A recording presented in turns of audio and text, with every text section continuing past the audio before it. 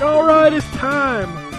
Another week, ZTGD Radio. This is episode 768, October 16th, 2023.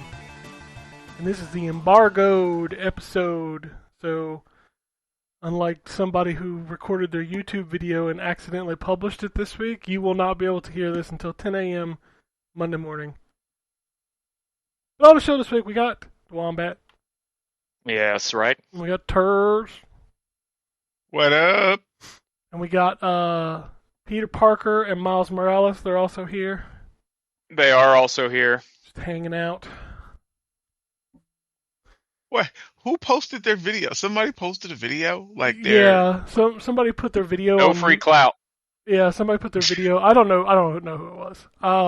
But somebody put their video on YouTube and just listed it as private, and somebody found it. Nice. So, oh, people are crazy, man. Anything for that clout, man. I'm telling you. I don't know. Jeez. Like, learn how these things work. This is why you don't give the... I don't want to call them uncultured. That's not the right word. Irresponsible. Irresponsible. There you go. You know, people, the codes, man. It makes us look bad. But I feel like everybody got a code for that game. It's wild. Yeah, a lot of people did for sure. I mean, we got multiple codes, and we don't always get multiple codes. That's for sure. Right. But anyway, That's how proud they were. Yeah, we'll get to Spider-Man. It's been a busy week outside of just Spider-Man. Like, we got to talk about Spider-Man, and some other shit happened. I don't know, maybe a couple of news tidbits. But we'll kick it off with Terrence. What you got going on? Well, I don't have Spider-Man going on, so you don't even have a PlayStation. Start with me. Nope, not yet. But I'm gonna get one for Spider-Man because I do want to play that. It's funny because my cousin called me yesterday, and he was like, "Hey, so I see my Spider-Man is downloading. I mean, I can play that shit right now." I was like, "Oh no, so that's just a preload. Yeah. Calm down." No, like he was excited. Yeah, he was excited. Like, just calm down. They get you ready for midnight. That's what it is. But yeah, so people are hyped about it. But anyways, yeah, I'm not playing that. So, yeah, I don't even know. Well, the review stuff I can't talk about. So I can't talk about Wizard with a Gun yet, even though I'm writing the review. Or Hellboy, again, writing the review. And, you still can't talk about Hellboy? It got delayed. And I saw on one site it was delayed, but Steam is still showing October 18th. So I'm like, so I'm just gonna finish the review because I don't know what they're doing.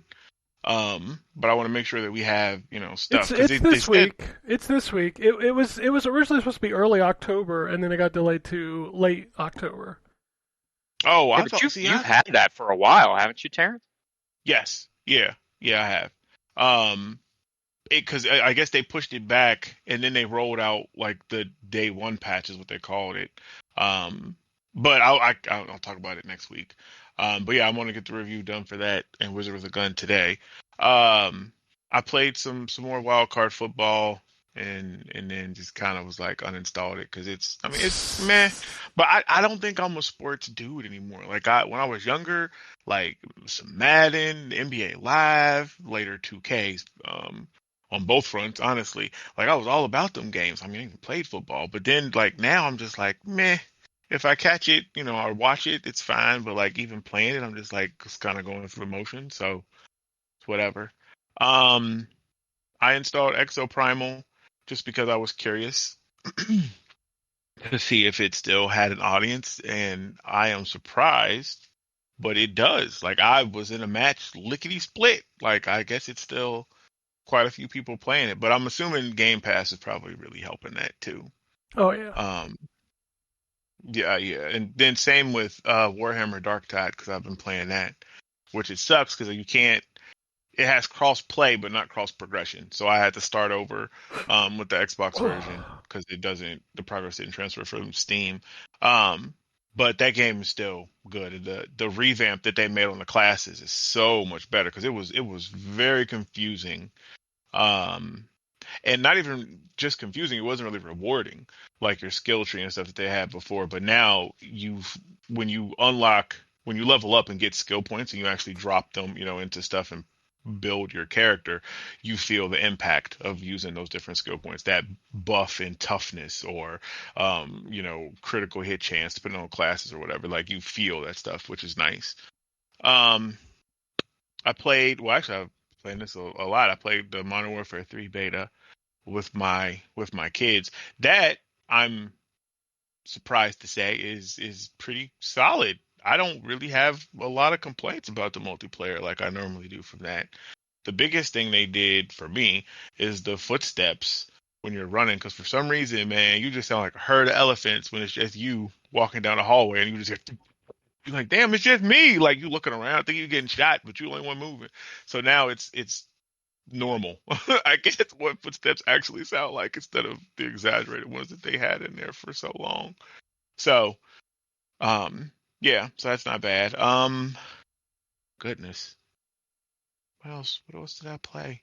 That I can talk about. I played Dragon Ball Z Kakarot. I messed around with that a little bit. There's a twin stick shooter on Game Pass called From Space, where you are fighting like aliens, and it has a co-op, 4-player co-op, and it has like a horde mode in there. I messed with that a little bit. That actually is kind of fun. It's I don't want to say cartoon graphics, but it's very, because the graphics are good. The art style is kind of like exaggerated. Like your people are like little, but like buff, like little soldiers type of thing. But I don't know. It's difficult to explain, but it actually is a pretty decent game. Man, trying to think. I really just want to hear about Spider-Man like everybody else. I ain't gonna lie to y'all. You gotta have your appetizer No, before you get your meal. That's the way that works. I know. I'm trying to get to the meal. Okay. I played the last thing. I played the Steam Next Fest is going on. So I downloaded a bunch of different demos that they had up for that. And the one, and I'm not even surprised, that I liked the most was that Warhammer, the Age of Sigmar, the Realm Ruin or Ruin Realm. I can't remember what the subtitle is. It comes out in November. It's a strategy game, and what they had before was like a multiplayer beta, so you had to play against other people, and of course nobody knew what they was doing because it was new. This actually has a single player portion in the demo, so you get a feel more for the systems and the tutorial of how stuff works. And I really like that game. It's a lot like Dawn of War is with the base building and stuff, as far as like capturing nodes, and then you kind of you can buff those nodes. Some of them will give you more command points or whatever they're calling the mana thing, or you can put defensive stuff or make it like a healing center to heal your troops and stuff. I like that it's like Dawn of War. It's probably my favorite Warhammer strategy game. Beyond that, some more DC Dual Force, which I'm going to get the review written up for that too, and then Marvel Snap, which I play, all the time. But yeah, that's it. All right. That's what I got. Wombat, do you have anything besides Spider-Man you want to talk about before we dive? Yeah, not really. I mean, I played some stuff on deck, and I picked up for cheap both Rogue Legacy games. On the deck, which are some of my favorite games. So I played a decent amount of those, and I picked up for I think the third system that I own it on, Moonlighter, because that was $3, and that game's awesome. So yep. So I picked that up for a couple bucks. But no, I mean, the only other thing I played is Spider-Man. All right, let me see what I got. There is one game I want to talk about, but let's see if there's any indie games that were really stuck out to me. I played this year's version of Axis Football again, and I still think that game is just kind of bad. I appreciate that they do a new game every year, and the fact that they continue to give that announcer from the old 2K games work, because he does the commentary for it, so I appreciate that. But it's still just, God, it's so weird the way that game plays. It just doesn't feel right. And I played Pool Blitz, which is kind of fun. It's like a standardized pool game. The rest of them, just nothing really stood out. I played a game, so this was funny. I played a game called The Crown of Wu, which is like a third-person, like action-style game. boy, I have never seen a game struggle for texture load, that like Unreal texture. It's so bad that the title screen, the title of the game never loaded in. It was just a blurry image. Oof. I was like, oof, that's a big old oof. So that was funny.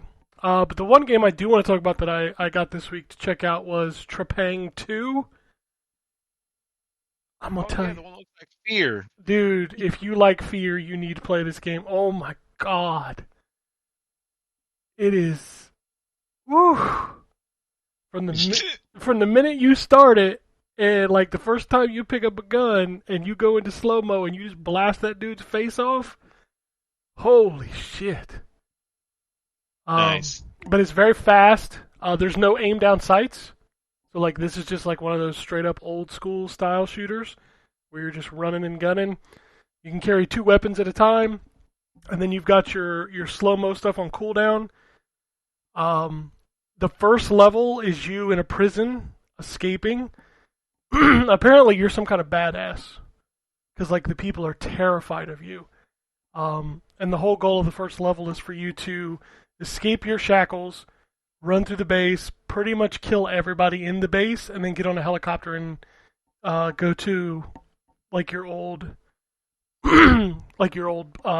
military team. And that's kind of where I just played through the first level because I was trying to get through Spider-Man, but just in that first level, I was just like, oh man, this is like the new Fear. It's so good. I don't know why it's called Trepang 2. Like, was there a Trepang 1? Yeah. That title is so weird. Yeah, it's a weird game because like it's also published by Team 17, and I'm sorry I can't think of Team 17 unless I think about Worms. Yep, 100%. Yeah. That's the only thing I ever think about from there. Like, Yep. there's no worms in here, dude. It's just literally some dudes like just murdering people. But there's a really great scene in that first level where you drop down into this room with like 4 elevator shafts, and the guy trying to stop you like literally sends in one team at a time of like 5 dudes, and after everyone he's like, "Fuck, is anybody still alive? Oh my god, he murdered everybody." But no, it looks and plays fantastic. Like that game is so good, and if you like Fear, you need to play this. Like, there's not really any spooky stuff yet that I can see. Oh, you can also take dudes hostage and like let them shoot them, or you can just snap their neck. Nice. It is that game, and if you enjoy Fear, you should definitely play it. Yeah, it's on my list. 'Cause, yeah, I do like Fear. Yeah, and I got another game that I need to get a review out for this week, which is Hot Wheels, and I need to let me check that real quick because if I can just talk about it real quick, I will. I can't remember what the embargo date is. Hot Wheels, so 12/01, so I can talk about it. Monday, October 6th. So I've been playing Hot Wheels Unleashed 2. I liked the first game a lot. I thought it was good, but my problem was like the structure of the campaign just didn't flow very well. This one remedies that. Like this one feels a lot better as far as the campaign goes. The tracks are also more enjoyable. Like in the first game, they were very much like, here's the orange track in a room, and it was just kind of bland at times. This one, there's a lot more variety to the levels. The unlock system is still there where you earn coins to upgrade your cars. You also earn coins that you can buy new cars, kind of like... And they do the toy thing where, like, when you're buying a car, it's in the clamshell case, and you buy it, and it opens it and puts it in your inventory in your garage. Cool. Yeah. But the biggest thing about these games is, like, they control so well.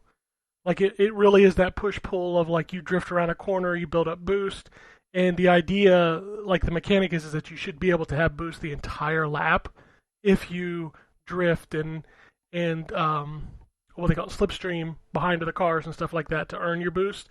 Like, you should literally have boost the entire race. Like, that's the high-end level of the mechanics themselves. And it's really good. It looks a lot like the first one, which is to say it looks really good, runs really well. So I'm having a lot of fun with it. Also, it has the Snoopy car, which you can never go wrong with the Snoopy car. Nice. But no, that's another game that I did not get a chance to finish. My review will hopefully be up this week. I'm trying. But I had to finish a little game called Spider-Man, which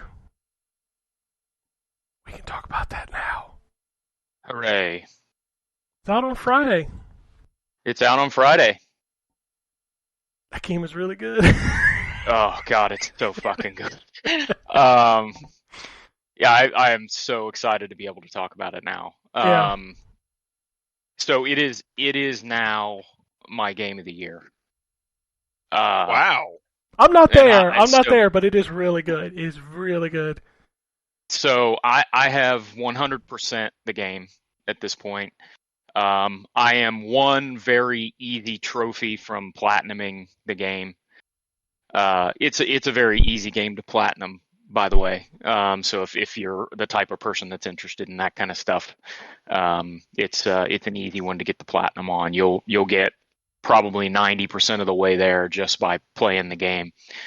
It's funny because especially if you do 100% of everything. Yeah, I didn't even look at the trophies. Like, I felt like at the beginning, without doing side quests, like I was rarely ever getting a trophy.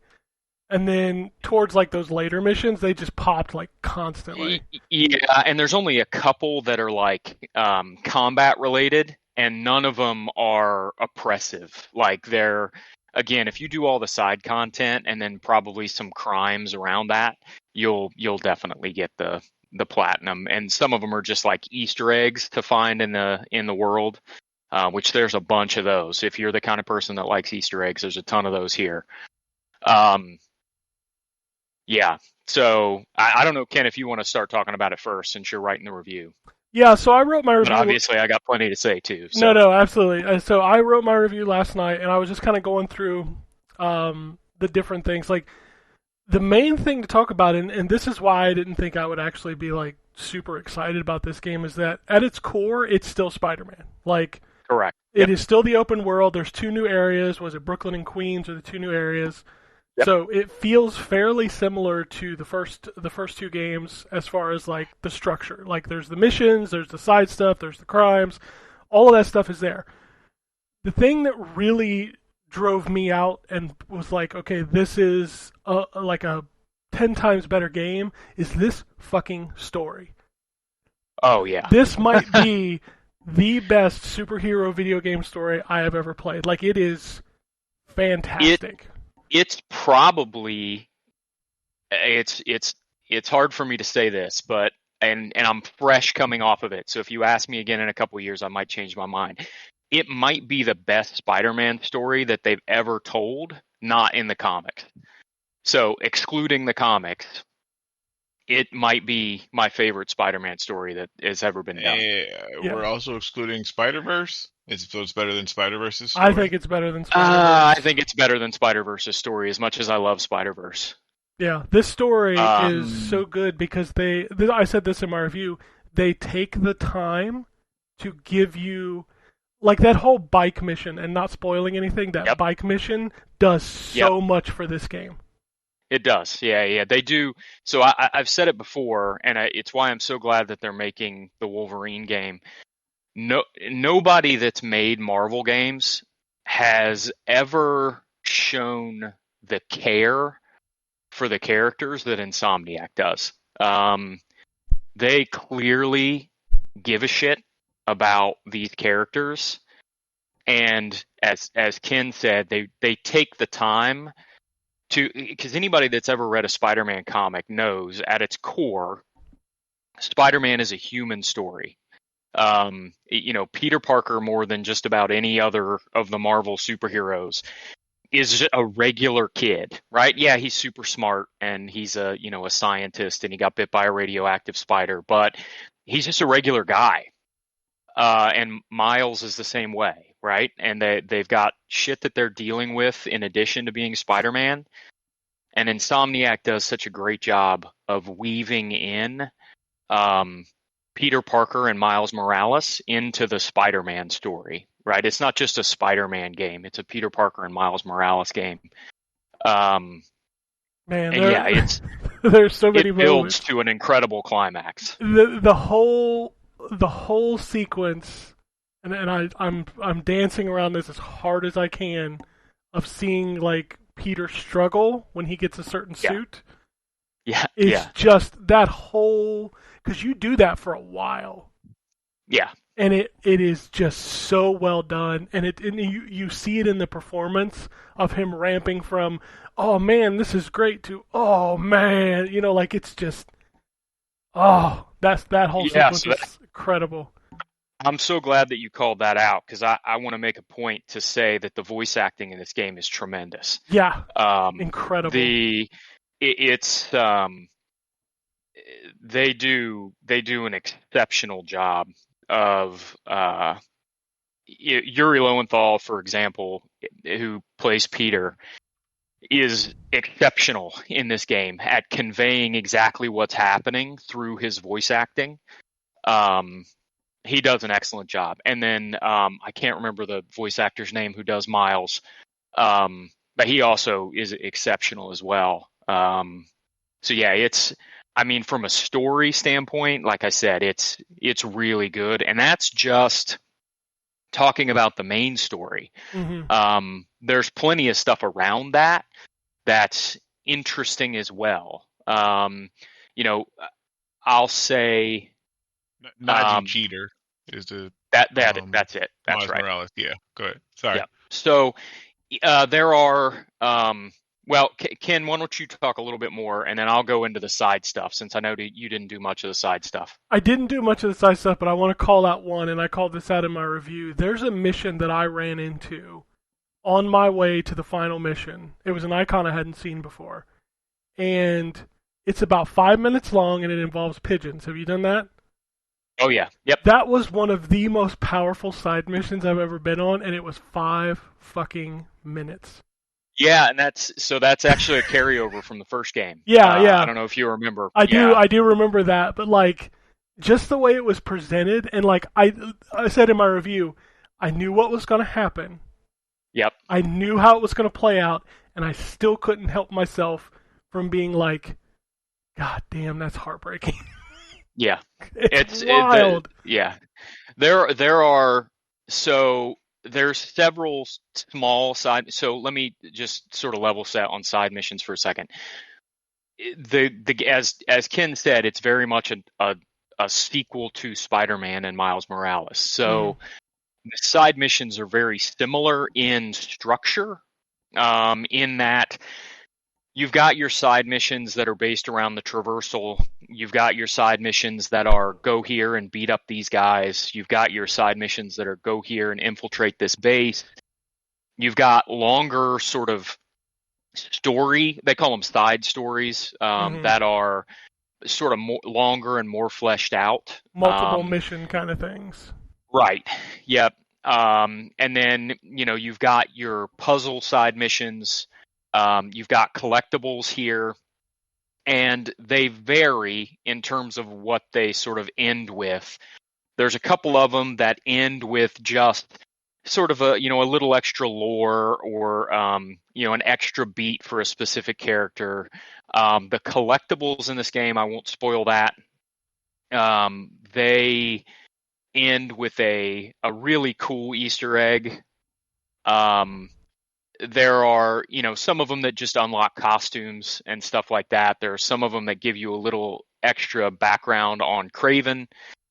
And then so I want to make a point because I know there are some people like Ken who are just going to get the game and play through the story. There are two that I want to specifically say you should definitely do these missions. And so the first one is called The Flame, and it's a series of 4 missions they unlock over the course of the game. They are Peter exclusive missions. You definitely need to do those because the reveal at the end of them seems at least like it's going to be very important. So play through those. And then there are Miles specific missions that will open up. I'm trying to think how I can explain which missions I'm talking about without spoiling anything. So there's a point in the story, and this isn't a spoiler. There's a point in the story where you end up at Coney Island with the group, and there's a specific set of side missions that open after that mission that are Miles exclusive. You should do those as well, not necessarily because of the story, but because the final boss battle at the end of those is amazing. Just absolutely amazing. You call those the DJ Hero missions. Yeah, but only the first one is like yeah, that. Yeah, but that's how it starts. Like, follow Yes, that side quest. Yeah. Yeah. And then there are some, that are just neat or sort of historical or add a little background character to Miles or to Peter. There is one that's a traversal side mission that, as I was playing it and as I got to the reveal, it really reminded me of something that would be in an Arkham game. So I won't spoil those, but there are really, really good side missions here to play through, in addition to all the main story stuff that's obviously tremendous. There's also some really cool suits. Yeah, there's a lot of suits. Yeah, a ton of suits. And, I'm the type of person that for my main playthrough of the game, I just leave Peter or Miles in whatever the story seems to indicate their suit should be. But there's some cool ones here. And just like the first game, some cool ones that are referential to other characters. Yeah, there's benefit to unlocking suits and stuff as well. Gameplay is tremendous. The combat's excellent. Yeah, I do like the combat. I like there's a lot more focus on integrating your powers versus your what they call them, the gadgets. Gadgets, yeah. And then with the combat itself, and I don't know if I want to jump into kind of like my issues with the game, but towards the end of the game, there's a new enemy that's introduced that really stress tests that combat to where I feel like on harder difficulties it would almost just like make you quit, because there are stun locks in those final enemies because there's so many of them. Yeah. That there's just no way you can dodge everything, and it kind of sucks. Yeah, they definitely overrun you with enemies towards the end of the game. And yeah, you can manage it with a couple of the gadgets and a couple of the powers, but it definitely just gets difficult for sure. That's absolutely true. I also do like the web wings. Those are super cool. Oh yeah. Yeah, the traversal is somehow even better in this game than it was in the first game. Which is hilarious because the way that fast travel works now is you can unlock the fast travel. I was like, I don't even care. Like that's the pinnacle goal of each district, and I'm like, I don't care. Did you use the fast travel Nope, at all? Not once. So because you didn't use it, I want to talk quickly about how it works, because it is so. Ahead of that, let me say the game is technically impressive as hell. Oh god, yeah. It's gorgeous. The load times are non-existent. When you fast travel, the way fast travel works in this game, if you remember in the first game, there were subway stations, and basically Peter would ride the subway or Miles would ride the subway to fast travel. In this game, you can literally point to anywhere on the map. Once you get halfway through a district's progress, you can fast travel anywhere in that district. And when I say anywhere, I mean you can basically just put your marker on the map, press triangle to fast travel, and it will almost instantly swing you in to where you're at. There's no load time, there's no loading screen, none of that. It just sweeps down into the map and you're at that spot. That's dope. It's probably the most technically impressive version of fast travel that I've ever seen. And they're wizards for being able to pull that off. And not to start this conversation up, but I felt it as I was playing. Coming off of a game that's as fast travel heavy as Starfield, this was like when I saw how the fast travel in this thing worked, I'm like, I don't know how open world games going forward are going to be able to implement fast travel any better than what it is in this. And I don't use it either. But it's wizardry what they've managed to do with the fast travel in this game. Switching between Peter and Miles is the same way. You basically just switch, and it pulls you out and pulls you back in as one of the other two, and they're usually doing something, laying in a spider hammock or something. But it's very fast. I have to say, and I said this in my review, I don't understand. It's not fair how good Insomniac is. No, it's not fair. They're wizards, man. Like they have literally propped up the PS5. Like imagine the PS5 without Insomniac. I know. It's really not all that impressive. Well, that's you could even say imagine the PS5 just without the Spider-Man games. That's not even counting Ratchet and Clank, which was also incredible. Yeah, exactly. And this is all within 2 years of this fucking system. Yep. Jesus. Yep. Yeah, it's man.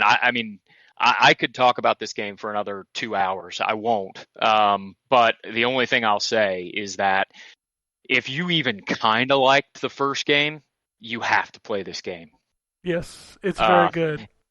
And if you had any concerns, because I know I saw some concerns online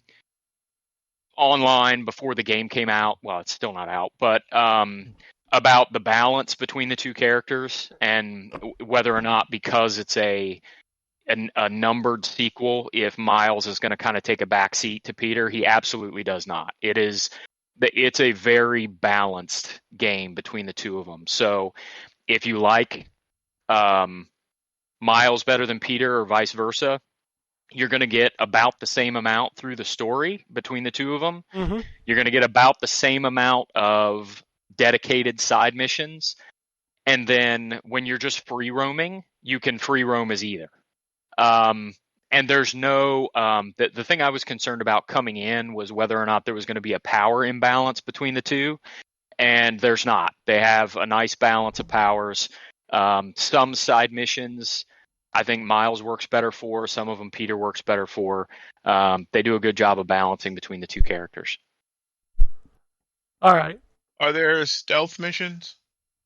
There are some, but it's not 100% required. So there is no you failed or you spotted? No, there was never a mission where if I was spotted, I immediately failed. No. Nope. Yeah. Nope. There are definitely missions, just like Arkham. There are definitely missions where it'll be easier if you stealth. It's much easier if you stealth. Yeah. But for the most part, there are no auto fail stealth missions. There are definitely some missions in here that I would say you do not want to not try to stealth. But there's no auto fail stealth missions. Nope. Okay. I'm gonna basically be the people, Yes. and ask you all the questions I feel like the people would ask y'all. Mary Jane. I saw some pictures of Mary Jane. Do we control Mary Jane in this We one? can't answer. We can't answer playable characters. Yeah, can't answer character questions. Okay. I feel like stuff like that answers it without answering it. But well, I would tell you the same either way, but we're not allowed to talk about. No, 100%. No, I'm not saying it that from y'all giving the answer. I'm just saying from the niggas that's telling y'all to give that answer. Because I've been in that case where you can't talk about this, that, the third, even though you know what I mean. Like it's yes, it's yes, but you just can't confirm it. But it's just neither here nor there. Okay, so we can't talk about that. There's no auto fail stealth missions. What was the other? I had some other questions from the first one. You talked about the power thing, which is cool because they have very different power sets. So that's nice that they found a balance there. Well, you probably can't talk about that either. Well, yeah, because okay, so damn it. Yeah, you can ask it, but I don't know if I can answer it. So does Miles ever wear the symbiote? Is there ever a circumstance where he is wearing that suit? We can't talk about any of that stuff. Yeah, we can't talk about that. Okay. And even if I could, I don't think I would answer that question. Yeah, that's kind of a spoiler. Yeah, I would avoid story questions. That's splitting hairs of a spoiler though. Telling me that he wears it is not You know what I mean? That's not necessarily spoiling a story thing. I mean, there's comic books where he's worn it, but you don't know the circumstances as to why, how, all the stuff surrounding it. So him putting it on is one thing. But for the sake of, I get you. Plus, y'all are bound by, Sony. Okay, so we can't ask story stuff. The skill tree. This I feel like you can answer. A lot of the stuff in the first one felt redundant, like some of the combos and powers and different stuff. Like I didn't use, or maybe I used like three of a lot of the stuff. Like you had your core, your core like skill set. Did you feel like a lot of the skills in this were useful, or did you just find kind of a core set that you rocked with mostly? I'll go first because I'm probably going to be a little more negative. I found so there's 3 skill trees, one for Mhm. each character and then one for combined. I felt the combined one was really good. I didn't care as much for the individual ones. Okay. Yeah, Okay. the individual ones, generally speaking, are more about improving powers that you have. Yeah. Mm. So without spoiling, I'm trying to think of how to say this without spoiling anything. So each of the 2 Spider-Men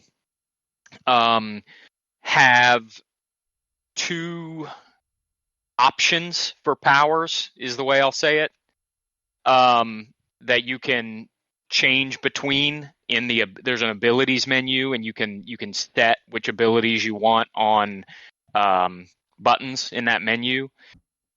And most of the individual skill trees are about improving powers in that. So, for example, this isn't a spoiler because he had a power like this in the first game, but there's a power called Spider Rush that Peter has, where you basically shoot 2 webs out in front of you and then pull forward, and it like creates almost like a wind tunnel that pulls in enemies and throws them in whatever direction you're going. And so the skill trees, the first thing in that skill tree unlocks the power. And then as you get down through, there's 2 branches. One of them unlocks a separate power, and the other ones are like, okay, Spider Rush pulls in enemies from farther away, or Spider Rush webs up people, the first 3 people that it sees. Um, this particular power has 3 extra hits, for I example. see what you're saying. It's a lot about improving powers. Yeah. I will say it's because of what Ken described earlier, where at the end there's a lot of enemies. Um, you'll have plenty of skill points to unlock what you need to, but make sure you prioritize unlocking each of the powers that they have, and at least unlocking each of the gadgets, because you're going to need all of them, and you're going to have to use them almost as soon as they pop up when you get in these later levels, because they do a significant amount of damage, and some of them are really good at crowd control, and you're going to need the crowd control later in the game. Yep. 100%. So if I'm understanding correct, when you're talking about the skill tree where you're like buffing existing skills, if you pick one where like, because it's kind of like Lord Jesus, it sounded like you were saying that it kind of deviates where, so like the Spider Rush thing, you could pick one where maybe it'll do something to 3 enemies and another where it'll do something else. Does it lock you out of going the other It side if you do that? it does not, no. And if you get Okay. max level in the game, which is 60, you can unlock every single thing on every skill tree. Oh, no. Okay. Okay. And it's the things I was describing. So that the Spider Rush power specifically, unlocking the Spider Rush power, unlocking the ability to pull it in from farther out, unlocking the ability that webs up the targets, and those are linear in the skill tree. So Gotcha. you unlock Okay. one of those, then you can unlock the next one, then you can unlock the next one. Okay. So yeah, there's plenty of skill points. Well, like I said, the game is balanced so that if you hit level 60, it gives you exactly enough skill points to unlock every single power on all 3 trees. Cool. Because yeah, a lot of games don't do that. They give you more skills than you do points, and you can't actually get all Eh, of them. So that's Yeah, cool. no, this one's balanced to unlock everything. Okay. Is the another one of the things that I didn't like about I know the Miles Morales game is I feel like the first Spider-Man game had it too, where you had like different activities were mapped to like a different currency for that unlocked different stuff. You know what I'm talking about? Like it enabled you to do Yeah, like like Miles tech had like science parts. missions and stuff. Yeah, Yeah, yeah, stuff yeah, like I know that. what you're talking Is that about. That's is that still type of that's thing that's back? that's still here. Yes. Yeah, Oh, that's still here. okay. Yeah, so basically, like to unlock a suit, it Yeah, yeah. takes tech parts, Okay. and then there are city tokens and hero tokens. Um, the good news is you earn a decent amount of those just by doing stuff around the city. I was gonna ask that. Um, Nice. Okay. and then the other nice thing is if there's a suit, for example, that you want to unlock and you don't have the parts to unlock it, if you hit triangle, it'll tell you what you can do Nice. Yeah, it kind to of shows. unlock. It literally says like where to find. Yeah, That's yeah, dope. Okay. Yeah, yeah. okay, So cool. there are four though. Um, there are tech parts. There are rare tech parts. There are what is it? It's tech parts, rare tech parts, city tokens, and hero tokens. Yep. And different combinations of those unlock different things. And Okay. also, some suits have styles, so like you have to unlock that as well with your tech parts, and it allows you to change the color of the stuff, the suit style. Okay. Yes. Yeah, yeah. Do I they forgot to mention that. They have styles. okay. Do they So you still get have abilities like to Based, the no. suits? Like no, not based on the okay. suits. No. Okay. Okay, I took that out. Yeah. Okay. Now what they've replaced that with is there is a series of what they call suit tech, um, which it applies to all suits. It's not individual to the suit. And so basically those are separate upgrades. So think of Hmm. the skill tree as actual like combat and traversal skills. The suit tech stuff increases your health, increases your damage, increases your focus, and increases your ability to traverse the environment. Um, and so those get unlocked with tech parts and stuff as well. Um, so it's almost like a separate skill tree for your health, damage, focus, and traversal. But it doesn't get unlocked through XP like the skills do. It gets unlocked with tech parts and currency. Okay. Nice. Okay. There was something else that I had to ask off of a piggyback of what you asked, or we're talking about, and I can't remember what it was now. But you answered the suit thing, so they don't have the special abilities per suit, which is nice. Um, hmm.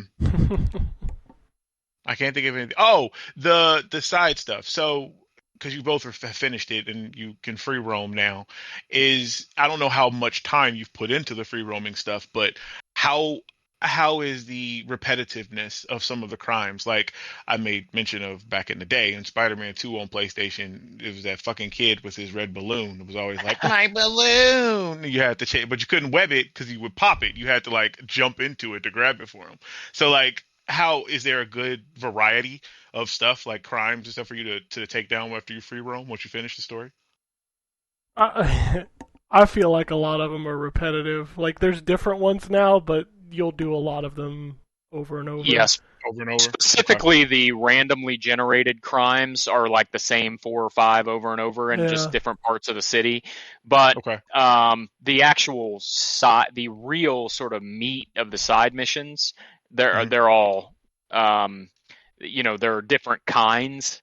But within each different kind, there's a couple varieties, but um, generally, if you're going to a side mission of a specific type, you know kind of how it's going to play out. Yeah. Gotcha. Okay. Then Okay. But the crimes are like, stop the speeding car right, or put out Yeah. the or fire or yeah. yeah, or these civilians are trapped in this bus. You need to defeat everybody that's around the bus, and then sometimes you end up having to carry somebody to a hospital. But yeah, the actual red triangle crimes on the map get a little bit repetitive. They're really just there to give you another way to earn tech parts if you're already done with everything else. Gotcha. Okay. And this was what I was going to ask before, because you both have finished it, and you may or may not be able to answer this. This might be embargoed. But is there like a boss rush mode? Are you able to refight any of the story mission fights that you've done before? Or No, are you kind of locked not out? not without doing New Game Without Plus. replaying it. Okay. Yeah. All right. Yeah. And it does have New Game Plus. I didn't look that up. Was that confirmed? It has a New Game Plus? I think it has New Game Plus. I know. I don't remember. It unlocks a new difficulty when you finish the game. Yes. But I can't. I know the first game had New Game Plus. I'm sure if it's not there, they'll add it at some point. Just like every other game. I think Miles Morales had it too, because I think I restarted one in New Game Plus on Miles Morales. Okay. Yeah, here I'm in the game right now. I can check. No. Oh, dope. While he's doing that, I'm gonna give you the fanboy. By the way, welcome, Jay. It's good of you to join 50 minutes in. Hey, yeah, what's up? I've been on time for every other show that I've ever done here. I'm allowed at least one late activity, so just give it to me and fasten me late once in a while.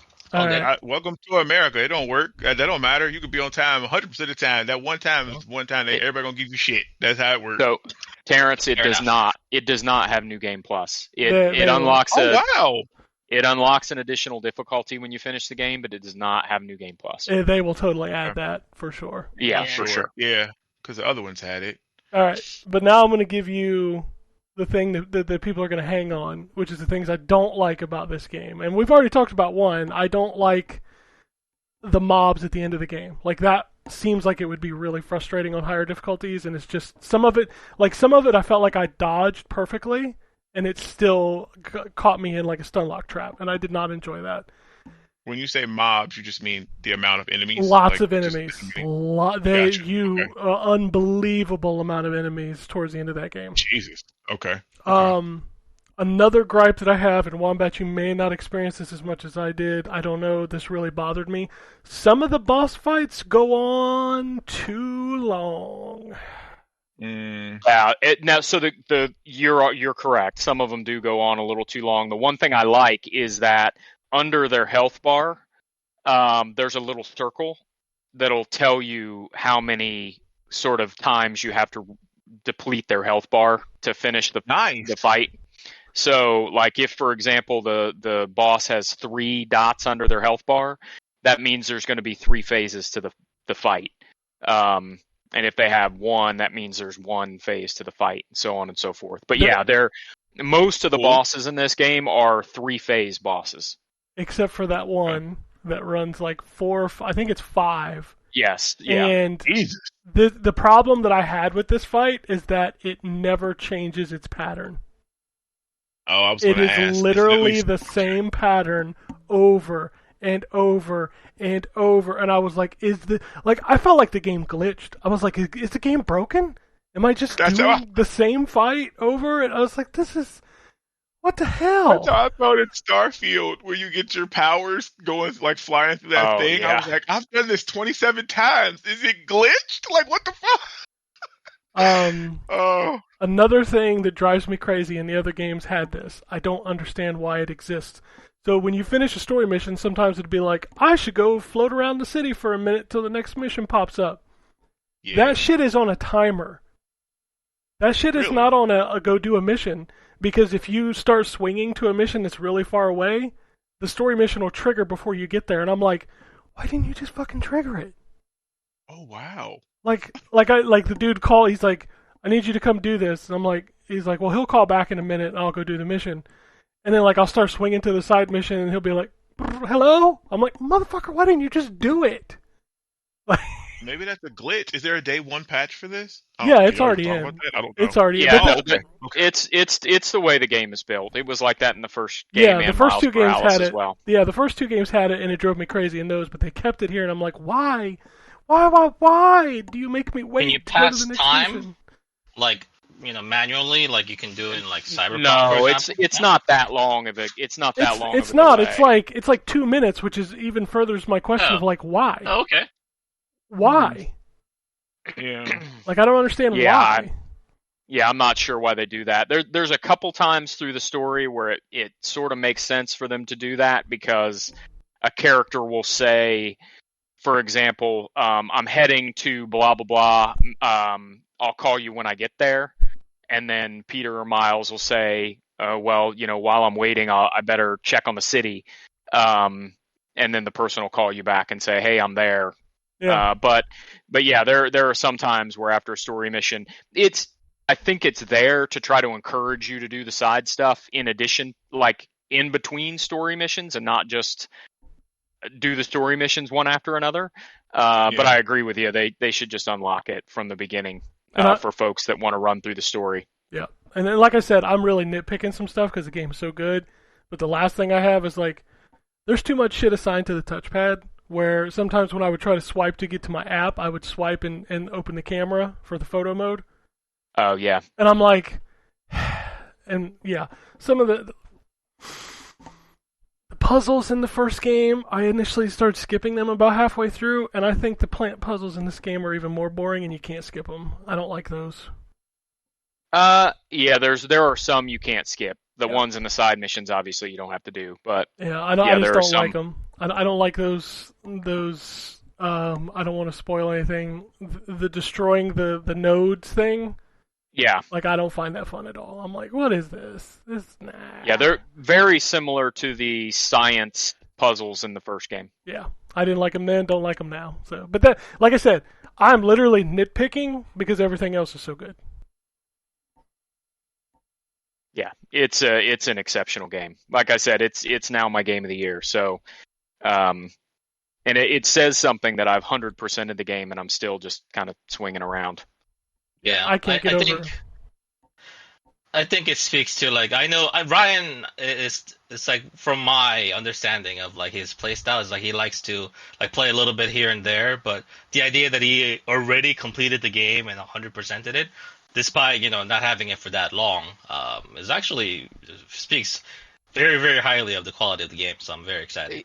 Yeah, it also it helps that I'm while I'm talking, I've got my Spider-Man coffee cup in front of me. Yeah, because I'm a huge fanboy for Spider-Man, so that obviously makes a huge difference too. But I genuinely think, just like with the first game and just like with Miles Morales, you don't have to be a big fan of Spider-Man to enjoy these games. No, the story in this game, like I said before you joined, Jay, is it's probably the best superhero video game story I've ever played. It's so good. I'm so excited to hear that because you know how much I love Spider-Man, how much I love these stories. But in just conclusion, I suppose, since I missed the beginning part, the story's great. What about the overall feel of the game? Do you guys feel like it's better than Miles Morales and the original Spider-Man? Somehow. I absolutely do, which is crazy. Wow. I don't know how. I don't know how, because the first two were so good, and this one somehow plays better. I can't. I also, and I know we touched on it a little bit. Ken, I know you said you really liked them. I can't express to you enough how much the web wings changed this game. Yeah, those are so fun. It's so much fun to glide around the city on the web wings, and the nice thing that they do. So number one, Spider-Man in these games doesn't swing on clouds. If there are no buildings around, you can't web swing, right? Because he web swings on buildings.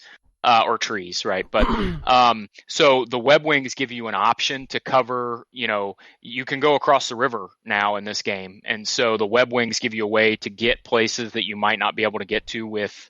Dude, you can also surf. You can surf, yeah. That's so fucking Spider-Man cool. can kind of walk on water a little bit. And also the launcher when you unlock it is so much fun. Yeah. But there are these cool and you can if you press in on the right stick, it basically shows you close things in the district, and it'll also highlight these air tunnels. And so the way that works is there are sections of the city where there's like wind tunnels, basically, where the wind blows through them. and Peter and Miles Morales can basically go into those wind tunnels with their web wings, and it can carry you a significant amount of distance. And you can exit them obviously at any time, but it's basically like it'll give you a boost, and you get more of a boost for staying in the tunnel, which is illustrated with some rings. But switching between the wings and the swinging is seamless. It's crazy how well the game controls. Yep. Damn. So good. That sounds really good. So you guys have basically cemented the idea that I was rolling in my mind that I was going to take Friday off to play Spider-Man, and it's going to happen now. Oh yeah. After hearing your glowing reviews, that sounds great. Yep. It's a fantastic game. All right. Absolutely. We've talked a lot about Spider-Man, but now that Jay's here, I know he had a couple games he wanted to chit-chat about. Yeah, just a couple of stuff. I haven't been here in a bit, and a lot of stuff has dropped since then. So I'm not gonna hark on about too many of them because I'm sure discussions have already happened, and most of the points that I would bring up has already been mentioned by the guys here. But I'll just simply say I play Starfield. I wish I liked it more than I do.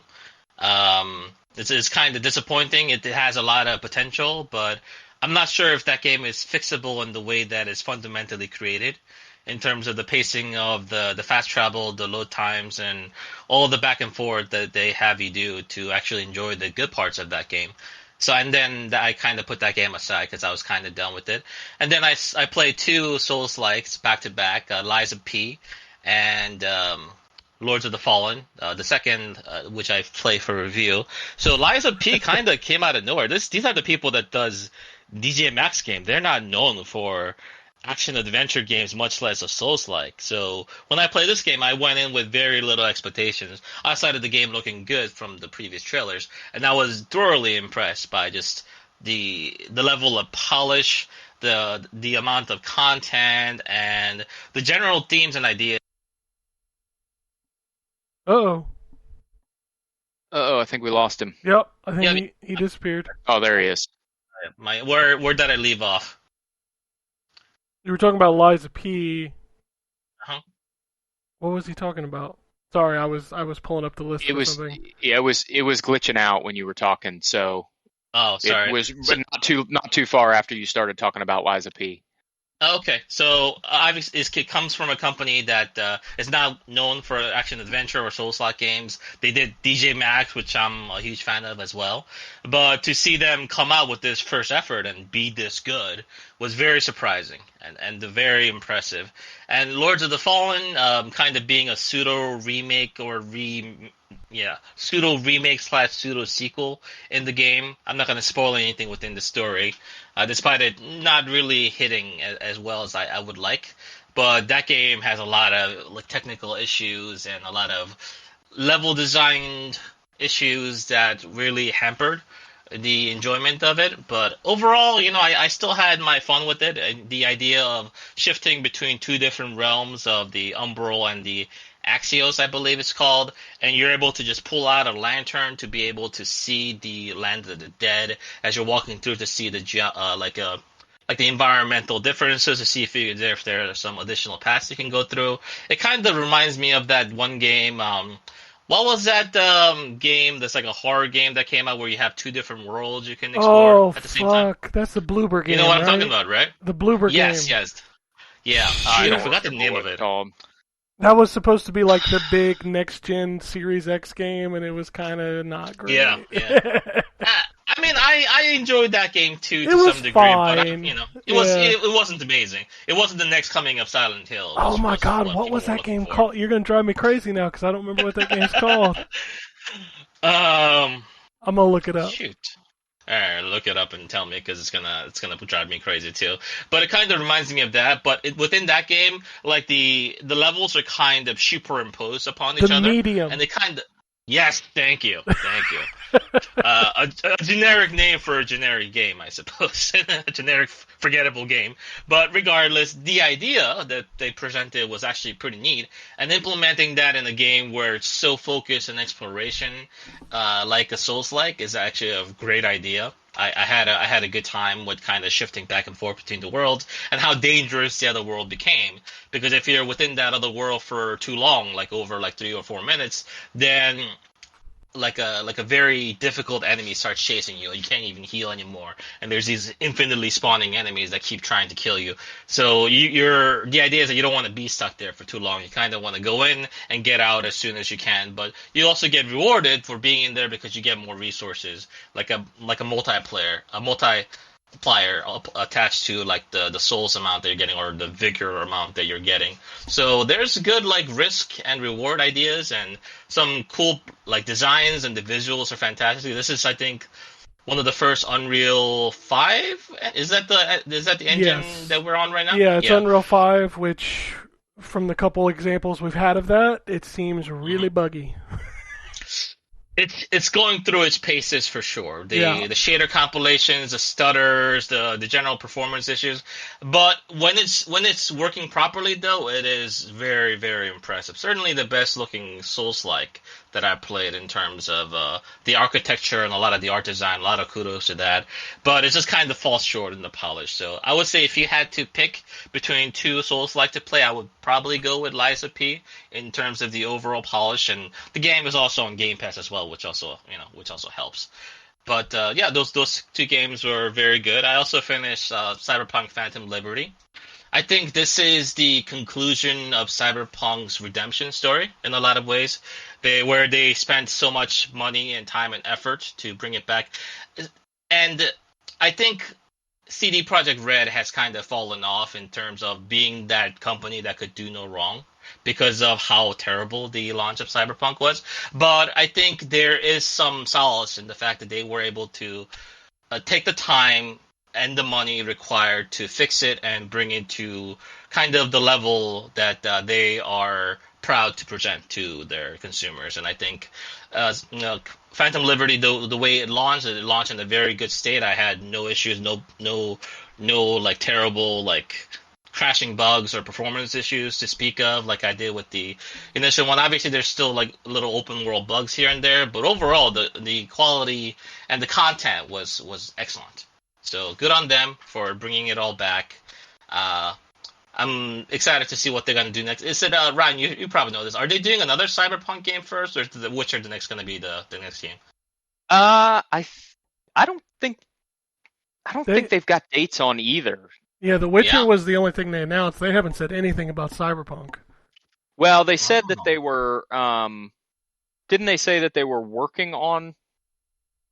I thought they said they were working on a Cyberpunk. Maybe they did. I don't know. But I thought most of their folks were working on the next Witcher game. Yeah, it's going to be at least 3 years before we see either one of them, regardless. I hope that they don't do the same mistake with Cyberpunk, where they basically had that CG trailer out to let people know that it's in development, but it was still, when was it first announced? Like 7 years before the game's eventual release or something like that. Let's not do that again, please. No, definitely not. Once you have some gameplay to show and the game is in its alpha phase, then you show it off with a little bit of meat to it and start building up the hype. But it just goes against building up the hype and everything when you announce things that early. I think that's a bad idea.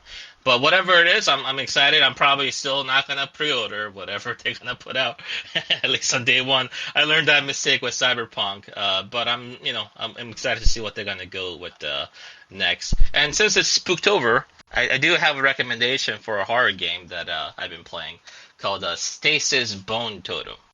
It's a very niche title, but you guys ever heard of it? No, I have no idea what you're talking about. The title of the game is called Stasis Bone Totem. It's a very unique title, but it's a point-and-click sci-fi horror adventure game. And I haven't played a point-and-click adventure game in like forever. I can't even remember what the last one was. Have you guys played like point-and-click adventure games in the past before? I mean, old ones, but it's not my jam anymore. Yeah, I haven't played one in a while. Yeah, but I used to play a lot of them. During the heydays of like the LucasArts, I think that's when a lot of people were playing. The Grim Fandangos and all the other ones that came out around that time, like Monkey Island. But I think the genre has died off a lot, and it's a shame because I think some of the best like stories told in games are often on these like point and click adventures. And Stasis Bone Totem was one of those games that was a part of a bundle that I picked up. On like Humble Bundle or something like that. And I've heard good things about it, but I haven't played it. So I gave it a chance, and I was very impressed. It's one of those games where it has such a great atmosphere in terms of the setting, and the world is very interesting that it really pulls you in right away. And then after that, you kind of get invested in the characters and go from there. But just to put it simply, it's about this family.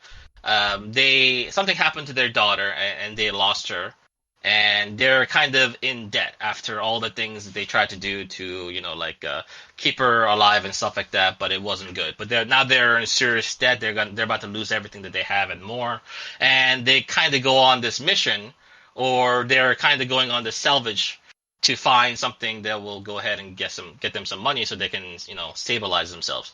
And then they come across this desolate oil rig, and it turns out that it's a part of this like secret mining operation that was actually more of a laboratory than is an actual oil ring. And they kind of delve into the depths to see if they can get the rights to the salvage to this place so that they can, escape from their woes. But there's a lot of really malicious and disturbing things going on. This is in the future where people are like integrating themselves with biotechnology and basically replacing their organs with all the like freshly printed materials, and stuff like that. And they have this bear, which was the favorite toy of their daughter, called Moses. And this little teddy bear that has a very sophisticated AI built into it.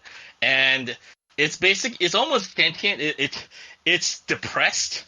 You have like a depressed toy AI machine that's is very sad because his best friend is dead. He can no longer see him, and they have these like really deep conversations about like loss and all this other stuff while they're going through this oil rig and trying to discover the secret research and other human experimentations and stuff like that going on. It's very grotesque, but it also builds up a lot of the tension because the characters can die due to mishaps and stuff like that. So if you're interested in like the settings of like a futuristic sci-fi world, and you're not squeamish in terms of like disturbing content with like human experimentation, biotechnology and stuff like that, definitely give it a chance. I think it's a perfect fit for October.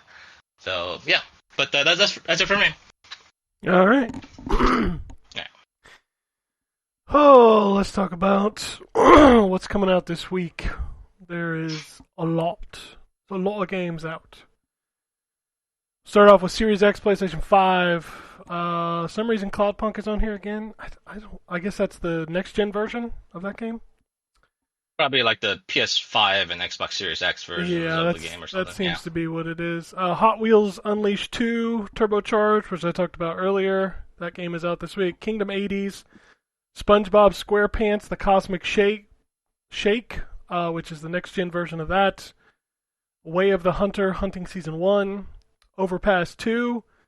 Skull Island, Rise of Kong. Sonic Superstars. Wizard with a Gun. Hellboy, Web of Weird. Back-to-back Terrence reviews right there. Yeah. Kona 2 Broom. I think I remember playing the first one when it was on Game Pass. That's those third-person adventure games, like a lot of walking simulator style stuff. Slender: The Arrival, Agatha Christie: Murder on the Orient Express. There's already another one of these. Didn't they just put one out? Yeah. I talked about that in my review. Actually, I was like, I'm writing this review, and there's literally a new one coming out like next week. And spoiler alert, the one I played wasn't good. Okay. Yeah, go ahead. Sorry. Animal Hospital, Endless Dungeon. Ooh, here's one I'm super excited for. Gargoyles Remastered is out this week. Yes, yeah, I want that too. Was that a Genesis game originally? Genesis or Super Nintendo? I think it was both. Yeah, I think this has I played both it on Super versions on Nintendo, it. but I Yeah, think or it was something like both. that. I don't know. Hmm. Harmony's Okay. Odyssey, Inescapable, No Rules, No Rescue, Spirit of the Island, The Gap, the Jackbox Party Pack 10, Mummy Pinball, and Warm Snow. In case you need some warm snow. PlayStation 5, I think, is mostly the same. No, Boy and His Bob Retro Collection out this week. Oh yeah, the PlayStation Plus stuff is in here. Dolphin Spirit Ocean Mission, Enchanted Portals Tales Edition. Oh, that's wow. There's some weird stuff coming to PlayStation Plus this week. Tennis on Court, the Caligula Effect 2, Frank and Drake, Mail Time, the Seventh Guest VR Edition, World of Horror, 10 Hearts, Trinity S, and of course, Marvel's Spider-Man 2 is out this week. Yep, that's the big one. Yep. We got PS4 and Xbox One, mostly the same stuff. I think we're getting to the point now where there isn't a game on the old systems that's not on the new. There is one listed here as the Werewolf the Apocalypse Heart of the Forest. Okay. On Xbox One, there's nothing. But of course, we have Nintendo Switch. Oh boy. All right, what is it? 15. Okay, so Need for Spirit Drink and Drive Simulator. That sounds great. Oh my god. Okay. Kingdom 80s, Pillars of Dust, Silent Paul's Winter Quest, The Love Date Simulator with Girls. Thank you for that clarification. Oh yeah, that's what it's called. Toy Box Puzzle, Vlad Circus Descent into Madness, Ball Lab 2, Gungrave. This whole release list seems like a descent into madness. It does. Gungrave Gore Ultimate Enhanced Edition. Ooh, I wonder how that runs on the Switch. Bish Bash Bots, Choice Clash. Who would you rather, or what would you rather? Sorry. Dinosaurs Mini Dino Camp, Ghostbusters Spirits Unleash Ecto Edition, Hentai Tales Volume 1, Hitomi and the Strange Forest, Hidden Cats in London, Jujubos, Passepartout, The Lost Artist, sorry, Passepartout 2, The Lost Artist, I was to say 2-2, but whatever. Sailing Air Adventure 2233, Shaonor Legends 2 Trials of Thunder, Soviet Project, Spirit of the Island, Super Ultimate Fighters. I will not remember any of these games ever again. Nope. Tales of Mathasia, Witchy Life Story, World of Horror, Acrylic Nails, Another World Mahjong Girl, Bubble Shoot Farm. Is this the Wii list, or are you reading off the list of MAME emulator ROMs that you have? No, dude, I'm literally reading oh fuck, that Spider-Man might not be the biggest game of the week, just so you know. Garden Buddies. Yeah, I don't think it is. Garden Guardian, Latte Stand Tycoon Plus, Neon Power Up, and what could be the biggest game of the week, Super Mario Brothers Wonder. Mario. Oh yeah. Yep. Holy shit, Yeah. I forgot. Same That day, was this right? week. Same Yeah, day. same day. Yeah. Same Yeah. October 20th. day. Well, I've already finished Spider-Man, so I'm good. I've been playing some. Yeah, same. I can hold off on Wonder. I don't think there's any spoilers on Twitter that You I don't need to worry know? about. You don't know? Oh, is there going to be some crazy twist in a Super Mario mainline game? I mean, it's a new voice actor. You don't know. It's some. I heard about it. I was sad to see that he was getting flack for being someone that is not as prolific as some other potential voice actors. I mean, like, why are these? Well, first of all, obviously you should wait until you hear the performances before you start doing any kind of criticizing at all. But it's just a shame, man. Like, people should be welcoming these people in with, like, open arms instead of trying to gatekeep them for not being as prolific of a voice actor as they'd like for someone as iconic as Mario and Luigi. It's like, but at the same time, man. isn't it funny that we're having arguments on the internet over whoever says "Wahoo" better? Right? Yeah, That's really, yeah, that's where we are now. Like, Jesus Christ. It's not like it's like a Mario RPG where they have like Mass Effect levels of voice acting quantity. It's very small amounts of sound effects mostly, and then surprise noises, and that's basically it. And I get it. We've had the same guy do it for so many like literal decades at this point, and everyone's used to that. But and no one lives forever, and you got to pass the torch sometimes. So it's gonna happen whether you like it or not. Hopefully this person that they got does a good job, and I'm sure we'll hear about it in the reviews when they come out. Oh lordy. Okay, so let's run through the news. Nothing happened this week, right? No, not nothing at all. Okay. Yeah.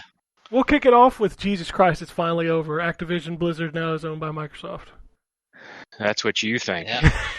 They go Now block we can it. get back to making games.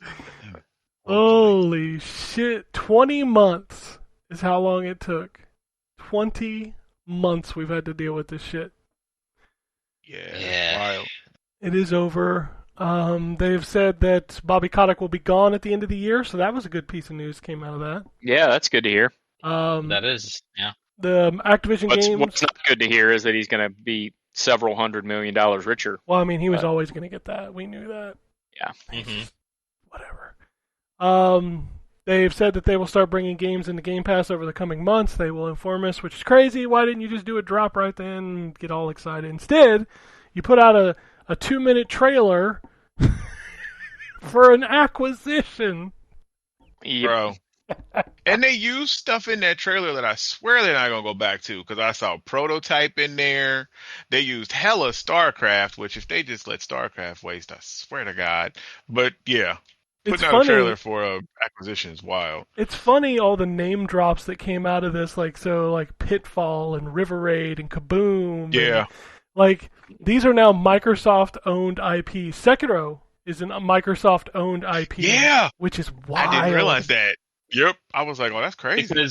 Because they were the publisher? The developer's still FromSoft, isn't it? The developer's FromSoft, but the IP is now owned IP. by Xbox. Fuck, my favorite FromSoft game is an Activision game now. Well, it was an Activision game before. Game. Well, Microsoft. It was always an Microsoft, Activision yeah. game. Well, I mean, which is it really worse? That makes... Well... I mean, now you're going to get that sequel on Game Pass. Choose? Yeah, I mean, I've already played it. I don't need to play it again on Game Pass. No, but a lot more people might play it now. I said sequel is what I said, but sequel. Yeah, my bad. You're right. I don't know, man. It's weird, like right? I said, it's mixed feelings. Very, very mixed feelings all around. I mean, Microsoft is track record with acquisitions and what they've done with them after the fact it speaks for itself. I don't need to go into the nitty details. It gets kind of nasty in a lot of ways. But there are some, spots where they did okay. They just kind of gave them more money and let them do what they wanted. That's kind of what I want them to do in a lot of ways. I have to ask this question because I got tired of seeing this on Twitter after this happened by a lot of people. Like, we're still referencing the Rare thing. And while I agree the Rare thing was bad, that was like 20 fucking years ago. Yeah. Like, why are we still referencing that? That's not even the same company. Like, that's just weird Microsoft to me. Yeah. Buying Rare or... Buying Rare, yes, they ruined Rare. I will never deny that they ruined Rare. But that's the one everybody pulls up, and I'm like, dude, that's 20 years ago. They probably pulled that up because that's the worst case scenario, right? It's not the most recent or relevant. I agree on that front. So I don't know. I have a problem when people are like, I don't trust Microsoft after what they did to Rare. I'm like, Jesus fucking Christ, dude, that was back when PlayStation was still making cool Japanese games. Like, I mean, shit, that was a long time ago. Like, if you want to Microsoft reference, don't get a pass. like, reference something newer. Like, reference Redfall. That was a giant piece of shit. I mean, That But yeah, was. I mean, but Bethesda's output in general has been, that was before Microsoft bought them. It was declining. well, I don't mean just in terms of quality. I mean in terms of prolificness. Yeah, I mean, we did Yeah. get Wolfenstein, what was that co-op game that was fucking shit? The young Yeah. blood. Yeah. Youngblood, yeah. What? Fallout 76. And then they purchased a lot of these studios from that big acquisition, like basically course that they were running for a while, and then we've seen so little out of these companies. You know, even after like 4 years No, that I they've agree. had them for. I agree. And- Although I'm excited for whatever Double Fine does with Microsoft money. Give me that I mean, game. I thought Psychonauts 2 was excellent. It was, Yeah, but that Psychonauts was 2 was but that- excellent. Psychonauts 2 Yeah, was but that better. game was very well. Yeah. It was better because they got the money to finish it, which was awesome. But I want to see them do something from the ground up with Microsoft money. That's what I want. Yeah. Yeah. All We'll right. see. We'll see how they handle it. It's going to be the biggest test in terms of gaining consumers' trust that Xbox/Microsoft has had in a while. See what Yep. they do with Activision Blizzard. I want them to bring back old games. I don't give a shit about Call of Duty. Like, whatever. Just bring back old shit. What else we got? That was kind of the big Microsoft news. Sony didn't have any news, right? Oh wait. We want to talk The about. thing, I honestly don't remember. Well, give me a second here. So, PlayStation Plus for October is the 1st. So let's go through that Oh, list. Yeah. Which is a good list for. God damn, I still can't remember. Extra, right? Extra's the middle tier. Yeah. Yeah. The Yeah. middle tier. All right, so extra and premium get Gotham Knights, which is good. Disco Elysium, which is good. Dark Pictures Anthology, House of Ashes, which is Alien I Isolation. like that one. Alien Isolation, Dead Island Definitive Edition, Outlast 2, Elite Dangerous, Far Changing Tides, Gungrave Gore, Eldest Souls, that's original, Roki. Those are all your extra games. Now you want your classics, because these are truly classics, like the classic of the classics. Tekken 6 for PSP. Soul Calibur Broken Destiny for PSP. Ape Escape Academy for PSP. And IQ Final for the PS1. I'm Yeah. so So glad I canceled this shit. we're on my PS2 games, Ken. We're on my cool. You know, remember one of the most prolific, best-selling consoles of all time, the PlayStation 2. Where are some of those games? Sony don't give a shit about your PS2. Man, it's like my favorite console of all time. Yeah, and they've completely fumbled this PS2 stuff. Like it's just awful. Ugh. So that is the games, but also they announced streaming for PS5 for PS5 hits such as Ghost of Tsushima and Miles Morales. Is that out now? Can I do that now? I have no fucking clue, but apparently it I have goes no up to idea. 4K is what you can stream it at. I'm curious about the quality of the streaming.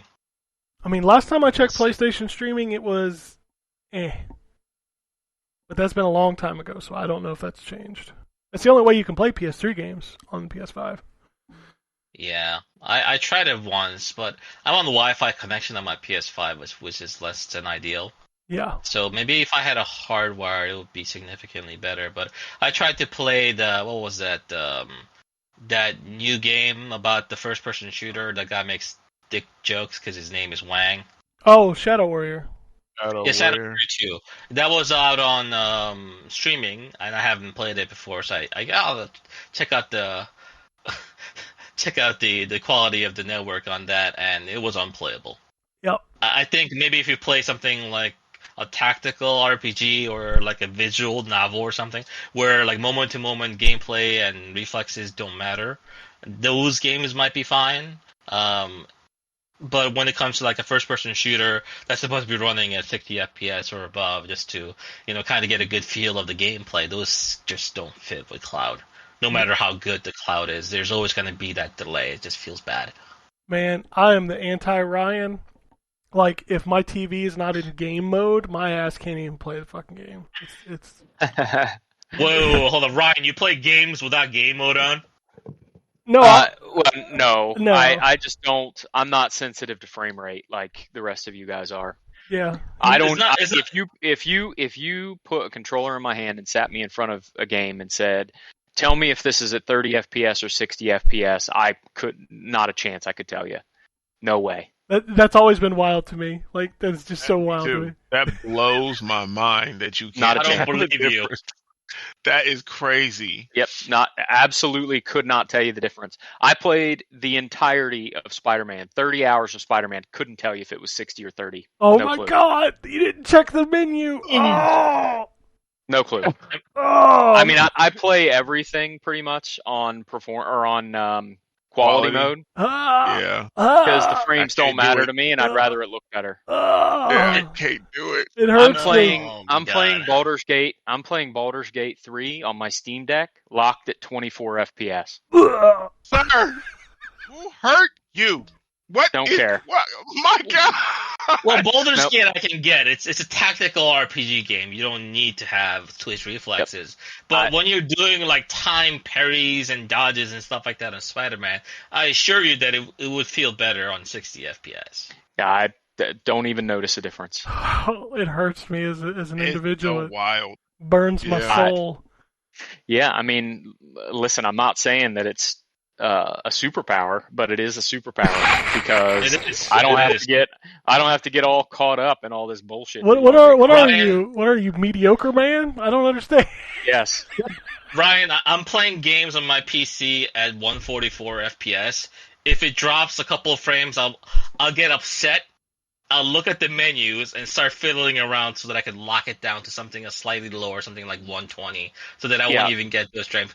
Like stuttering and frame rate drops, I just see that stuff and it annoys me. Dude, That's crazy that you can't see it, man.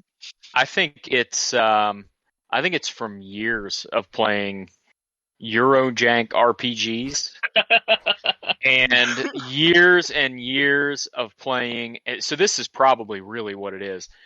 Years and years of playing games on PCs that couldn't quite run them.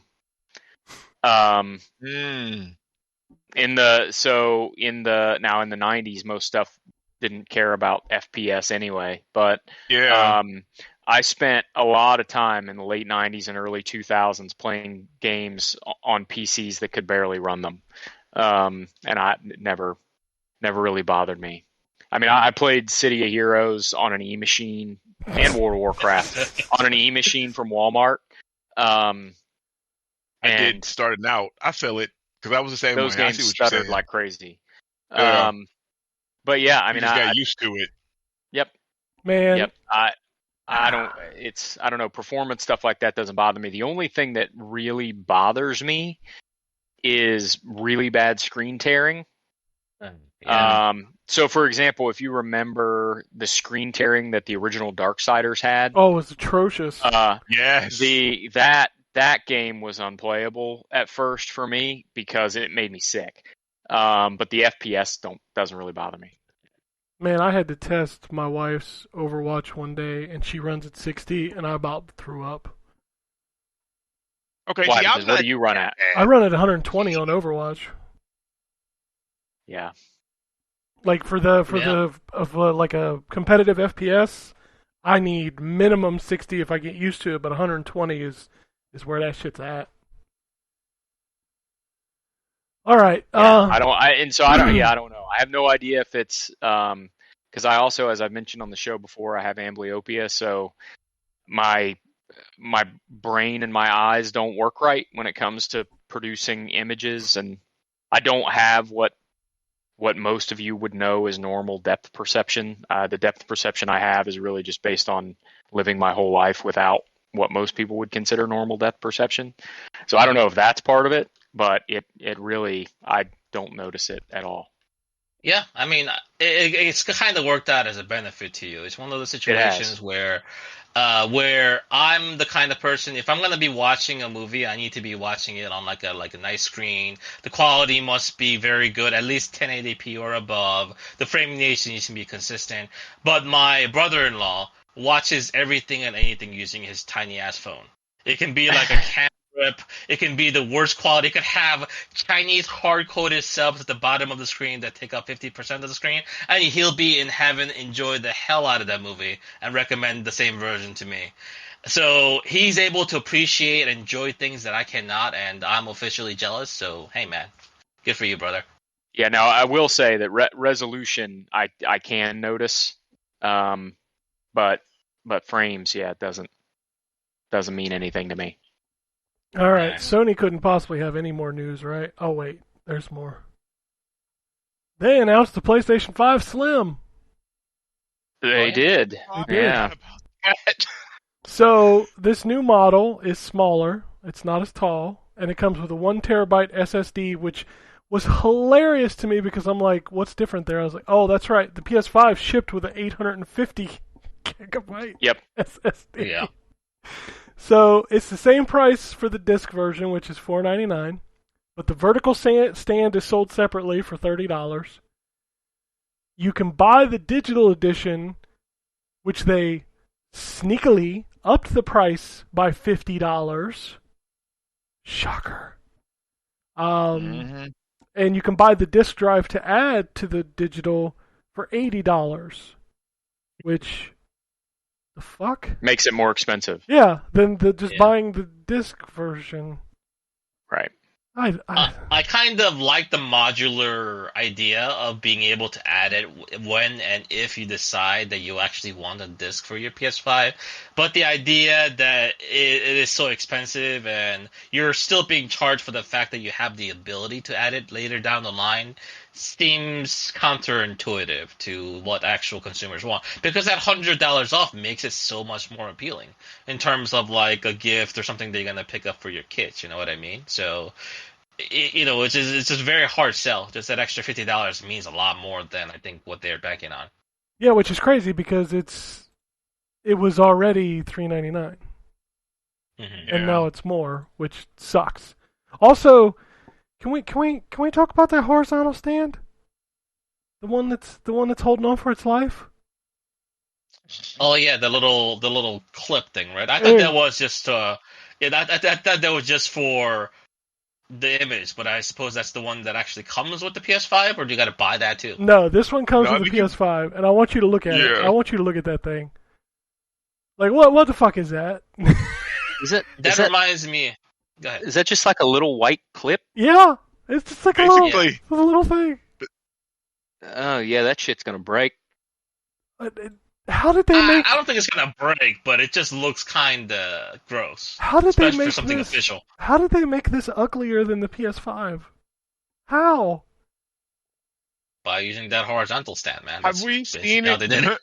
Have we seen it side by side yet? Do we know? Yes. What it looks like. Okay, I haven't seen pictures. It is quite a bit shorter, which would be awesome for me because I can't stand mine vertically because my TV, the way it hangs, the PS5 is too tall. So it kind of blocks some of the screen, and there are people out there who put like Funko Pops in front of their TV screen. I'm like, what fucking drugs are you on? Yeah, I don't understand that. Like, how you gonna block the screen with some fucking chibi robo head or something? I don't know, man. That's no, thank you. No, I can't block my screen. No, like, why would I give up real estate for that? But yeah, that's that. So the old model, once it's sold out, will phase out. It'll no longer be available. This will be the one to buy. Which, like I said, you can no longer get the digital for $3.99, which sucks. That was a huge boon, man, to be able to get a PS5 for $3.99. That was huge. Yeah. They don't care. They legitimately just do not care anymore. They're like, we've won. We're just gonna charge what we want, and it's working. Didn't they increase the price of the PS5 in other regions? That Yes, wasn't they've the States already- as well already. They've already Yeah. increased to $50 everywhere, and this week they also announced the price increase for accessories in Japan. Maybe that's a part of why this is $50 more expensive. But Kind of see, a sneak price adjustment. they keep doing this. They keep, we talked about this last week where I think Phil was right and nobody liked it when he said that these consoles are not going to come down in price like in the past. But Yeah. like instead they're going to go up, Mm-hmm. which is fucking wild. Yeah, this is true. But in terms of, well, a lot of this is all about competition, right? So whatever the other big competitor is doing, they kind of need to follow suit to some degree. What was Xbox's plan for their slim versions of their X series and stuff? So according to the documents that were leaked, their plan was to up the hard drive size but keep the same price. Okay, So that it was, seems more reasonable to me. yeah. So it was going to go to 2 terabytes, but it would still be $499.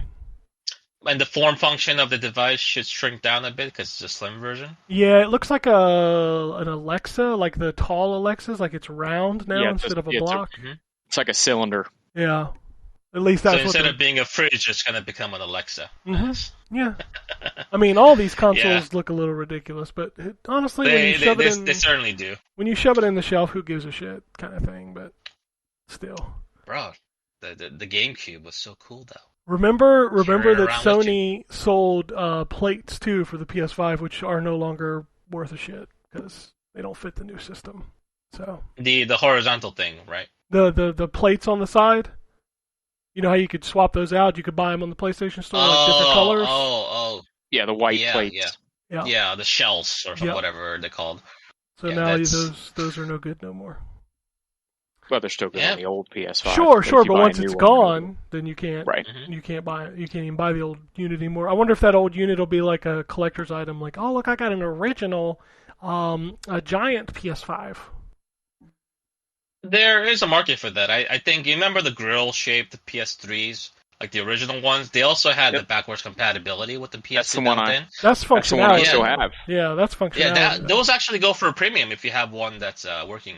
Especially I if do. after that, if you had a copy of like PT in there, makes it worth even more. Man, I was I do doing not have a copy of PT. research on like because I wanted to take my old 360 apart. I have the what they call that model. Fuck. Oh. 360? Not the original, but like the glossy one. I've got one of those, the black The gloss. black one? Yeah. And I was doing Oh, research yeah. on how to take it apart. Jesus Christ, that is a job. Yeah, my dad had one of those. I took it apart to try to fix because it wouldn't power on. And it's You gotta like It's not snap easy. those plastic things on the top and bottom, and yeah. It's the kind of system that you need to have. You definitely need to have a spudger to get it open. You Yep. can't just take the screws out and pop it open. yeah, that thing's a pain in the ass. Yeah, I'm software tech savvy. When it comes to hardware, I suck. Yeah, I need to clean it out because it's so old. I'm sure there's just like cakes of dust inside of it that I can't get to. I'm just like, man, because it's super loud when I play a disc in it. So Yeah, I think all my systems are actually due for cleaning now that you mention it. yeah, I took I'll my have to take them PS5 outside. apart when Final Fantasy 16 came out. I took it apart and Mhm. cleaned it out, and yeah, it was pretty dusty. Did you ever finish Final Fantasy 16 for that review, Ken? I'm not sure if I saw it. Nope, I never wrote it. I never finished it. I got got like halfway through it. It was like I'm so bored. I'm so bored by this game. I'm like I can't finish it. So Yeah. maybe Damn, I'll that's harsh, maybe I'll but all right. revisit it later. Like I want to finish it, but god damn the middle of Yeah, that that's- game. Ugh. That's a game I would like to play as well, but I'm going to wait until it drops in price. It also burned my PS5 up, man. Like I had to open the door to my entertainment center, and like I could hear the plastic creaking when I was running Hmm. it. Yeah, I never had that issue with Final Fantasy 16 or any games on PS5 just yet. Maybe I got one of the luckier SKUs. Yeah, you must have. Yeah, but it's been working fine for me, which is good because I've had to replace so many PlayStation 3s and at least one PlayStation 4, which happened right around the time the PlayStation 4 Pro came out. Coincidence? Who knows? Huh. But we'll see. We'll see what happens from a PS5 if they do a PS5 Pro equivalent, which I hope they don't. Man, remember how loud the original PS4 got? Like when playing games like God of War? Holy shit. Yeah, I had Yep. I had the Destiny PS4, the white one, and it it was a little better about that, but those original ones were loud as can be. Jesus Christ. All right. Some release dates. Sovereign Syndicate's out January 15th. Lucid, which is being described as a Celesteoidvania, is planned to release in 2025. Celesteoidvania? Yeah, so Celeste with Metroidvania. I don't fucking know. Okay, I never played Celeste, so. Among Us new map, The Fungal, releases on October 24th. Dead Island 2's first DLC called House releases on November 2nd. Everybody lies. Spelled differently, sorry. In Stars and Time launches November 20th. Jujutsu Kaisen Cursed Clash launches February 2nd. My kids are excited for that. What is that? The anime? The anime. Okay. Yeah, it's an anime fighter. It's a shonen anime that's been taking off. It's very good. I'm actually following the new season now. So it's like going to be one of those Naruto / DBZ Tenkaichi games, probably. It looks Probably. more like Naruto, or Naruto. But they fight with spells and stuff. Like I think I saw the first season of the show. They read the manga and stuff too, but because they were talking about that today. I can tell your kids correct you all the time because you said one way All and the then you time. corrected yourself. So I can tell. Yeah, nigga, all the time. Like, and Alexa, like my youngest is really bad about it. Like, Dad, no, it's like this. Oh my god. Anyways, go ahead. Cobalt Core launches November 8th. Frog Detective, the entire mystery, is out October 26th. All of it. Every last piece of the mystery. Harvest Island is a horror farming sim coming out. It's out on PC. A horror farming sim? Yeah, I mean, there's a horror fishing game. Why not? Oh, okay, yeah, you're right. But what you growing ghost? Like what the fuck? Like what are you? Maybe the garden is haunted. Like you plant a stalk of corn and fucking Casper comes out and it's like, "What's up, bitch?" You have ghost corn? Yeah, nice. Ghost corn. All right. Former Stadia exclusive Pac-Man Megatunnel Battle Chomp Champs. The 64-player Battle Royale Pac-Man is coming to everything in early 2024. UFO Robot Grendizer, The Feast of the Wolves, launches November 14th. Yep. Did you follow all that? I didn't. Alien Hominid Invasion and Alien Hominid HD launch November 1st. Iconai Island and Earthlock Adventure version 1 launches November 9th. Little Goody Two Shoes launches October 31st. Super 56 is out now on Steam. Earth Defense Force 6 is coming in 2024, spring 2024. PS4, 5, and Steam. They made 6 of those games? They made a lot more than 6. That's just the numbered ones. Yeah, they got spin-offs. And it looks, because I saw the trailer for that, it looks super janky, and I was like, but this is the new one. Like, is that just y'all, that's just the stick? Like, that's just their thing. Yeah, okay. They've all looked super janky, I think. Okay, because I was like, damn, what the world? But all right, okay. X Defiant has been delayed indefinitely again. Oh, I read this. Yeah. That game's that was actually pretty fun.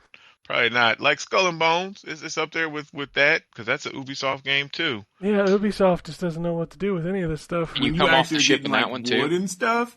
Like, you can come off the ship. I love that we can't go a show without using that. That's fun. Oh. Excuse me. What else we got? I'm just skimming through. John Riccatello stepped down as the CEO. He's retiring from Unity. So, there's that. Yep. Good. I mean, yeah. Backwatch. There is a rumor floating around about Disney buying EA. That's back in the news. Yeah. Well. Can we not have all the big corporations buy all the other big corporations and speed run the fucking cyberpunk universe. I was just about to say, I was like, brother, we're headed to Blade Runner. You didn't know? That's what this. Yeah, That's where we're can we about to not? live.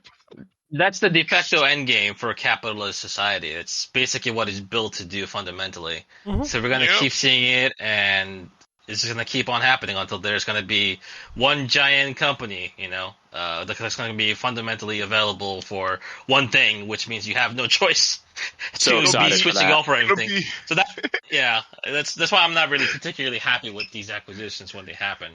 I mean, did you Whatever. see the It's going to be Wayland Yutani. That's who's going to Yeah. own everything. like Wayland everybody Yutani. everybody on Twitter knew about all of the fucking acquisitions. Like as soon as the Activision closed, they were like, PlayStation's buying Oh, yeah. Bandai Namco. You didn't know? Neither do you, Mhm. You motherfucker. didn't know? Stop acting like Truthfully, you though, know. I could see Disney buying an EA or somebody if they're willing to sell, because Disney doesn't have a hand in the gaming space. So them buying their way in, because again, we're headed towards Blade Runner. Yeah, I could see that happening. I don't know Well, if and they EA would be already, I willing mean, to sell. EA and Disney obviously already have a pretty good working relationship with all the Star Mhm. Wars games and all that shit. Yeah. So Right. So that could just be a natural evolution. But I would be surprised if the FCC or whatever didn't go at them just as hard as they just did with Microsoft. Or I actually, would maybe they expect won't. nothing less.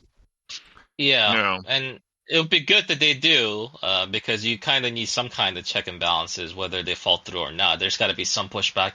If you make Yeah, it too easy for everyone, it's not a good look. The only thing Yeah. is there's less antitrust concern there because you've Mhm. instead of a somebody like Microsoft buying up another publisher, it's somebody buying their way into the gaming market basically.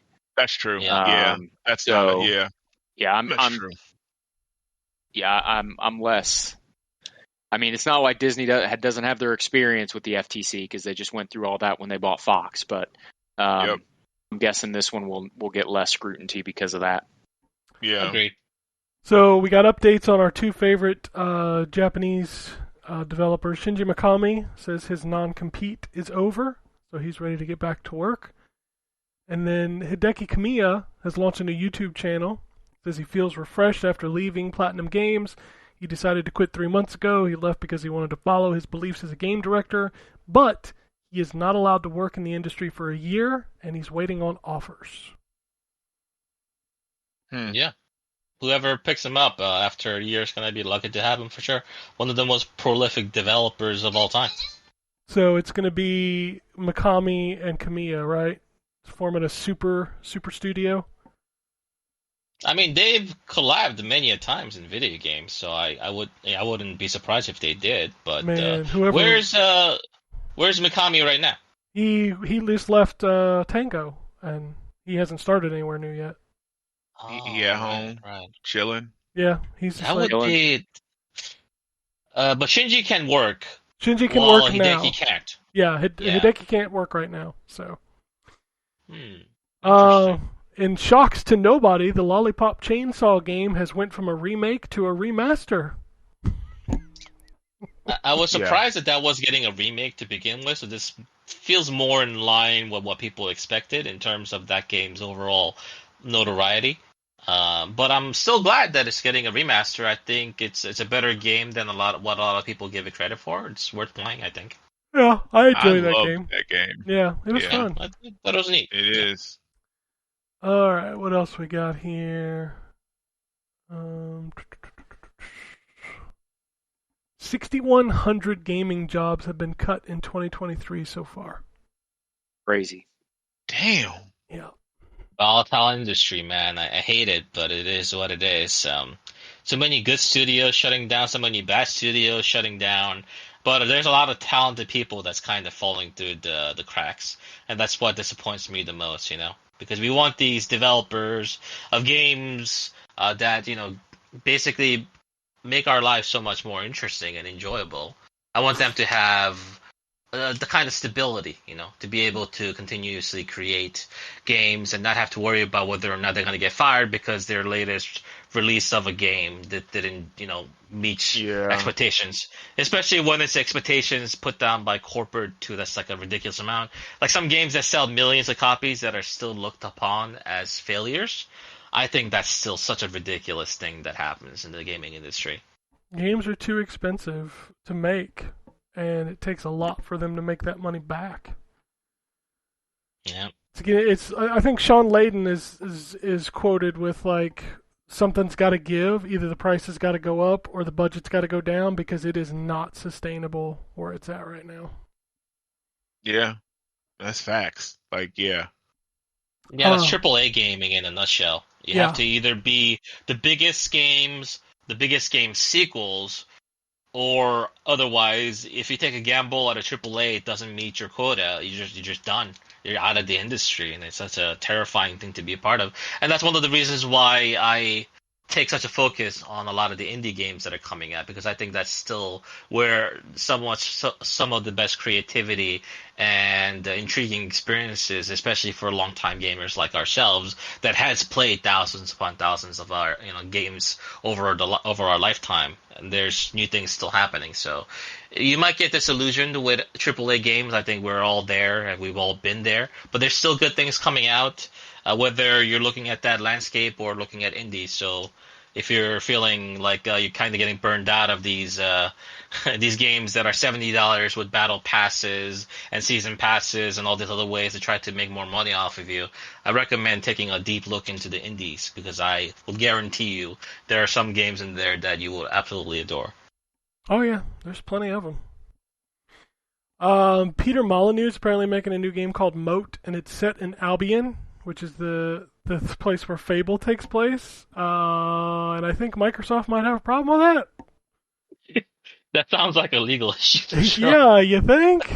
Like, you can't just make a game in a universe you don't own. That is not how that works.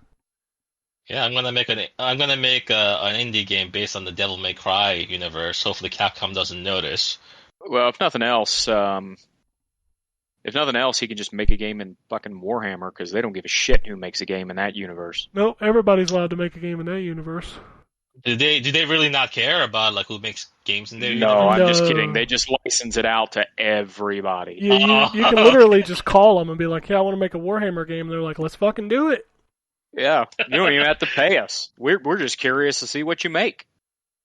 That sounds very cool, actually, of the Warhammer guys. I like that. Yeah, unfortunately, it leads to about 90 to 95% trash in the Warhammer games. So just throwing that out there. Well, Kevin Afghani is the new voice of Mario. We mentioned that earlier. That's the name. We'll see how he does with the yahoos and the wahoos. Yeah, I can't wait to hear the criticism. And here we go. Apparently at a football game, and by football I mean soccer, in Manchester United, Microsoft was printing Game Pass codes on hot dog buns. Okay. And we're back to Cyberpunk. Here you go. I want to show it to you because it's burned right into the bun. There you go. QR codes on my hot dog buns. Yeah, you even got the Xbox logo in there, baby. First of all, ink like that shouldn't be consumed. Look at that fucking wizard finger of a hot dog on there. Right? Like, Christ. Jesus, man. I like my hot dogs overcooked, but geez, be. Yeah. Oh man, me too, man. See, man, I knew we was boys, man. Like, look at that, right. Yeah, because I like mine overcooked. I like a little char on mine. Yep, exactly. Yeah. My kids, oh my god, hate them. Like, I have to make pale hot dogs for them. That's what I call them. I was like, oh, you need a pale hot dog. All right, like. Get you the pale wieners. Yeah. And then that's wild. This weekend at New York City Comic Con, they showed the first trailer for Omni-Man and Tremor for Mortal Kombat 1. Yeah, I saw he looks good. I'm sorry, but I feel like that game died. I already? Still haven't played it. Yeah. What do you mean? So it sucks because it's the best playing Mortal Kombat I think in a long time. There's just nothing there. Mm. It makes me so sad. I didn't even finish all the arcade mode endings. I always do that. Well, but that's probably because you don't play it online, right? Because that's the draw for those fighting games is those people that's playing multiplayer. Like that's where I the don't even majority is see. getting it. I don't even see those people. Like I don't see it extending Oh, outside of the people who are dedicated to Mortal Kombat. Like normally like people Sonic are. Fox and them. I've seen them tweeting about it. Oh yeah, they're still playing it and they're still doing their stuff. But like, man, most of Mortal Kombat's hype and discussion comes from people who don't do that, and ain't nobody talking about this game. Mm. The invasions probably... mode is just not good. I got you. It's just the story's excellent, but you finished it in 12 hours. It's over, you know? Yeah.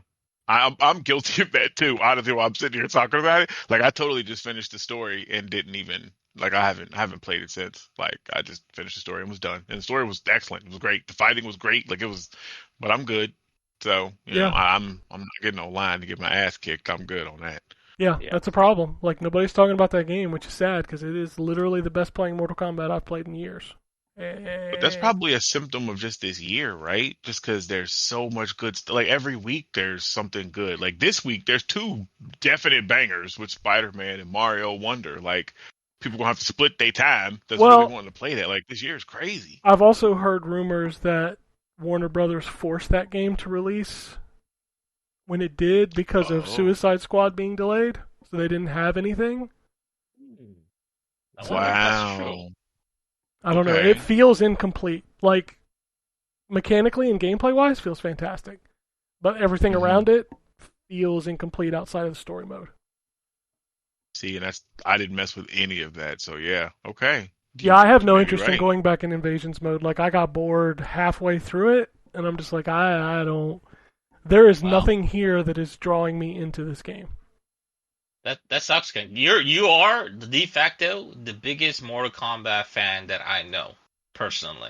So when you tell me something about a game series that you adore like that is pretty damning, actually. Oh yeah, man, that sucks. I played MK11 for almost 2 years, just back and forth. Mm-hmm. I haven't booted Mortal Kombat up in probably a month. Damn. So. Okay. I mean, I'll go back in and check out the characters, but yeah, I don't know. I got you. I wish they would have. I thought Invasions, because this was before I even knew what it was. Like, I just heard that it was the mode. I was hoping it was going to be like a Shaolin Monks type thing. Like, it was going to be a beat 'em up. Like, I don't know why they don't have something like that. Because, I mean, was it Tekken 6? Tekken 4? One of them had, I think it was called 3 Tekken and Force. Tekken 4, I think, had beat 'em up modes. Okay. Yeah, I know Tekken 3 did for sure. Much fun. Yeah, because you were playing as the one guy. I didn't really play as him during the game, but it was like I can't remember his name. But yeah, it was really good. Like I thought that's what Invasions was going to be. I didn't realize it was. Then they made a whole ass game about Tekken's beat 'em up mode. If you remember that piece of trash. I do. Yep.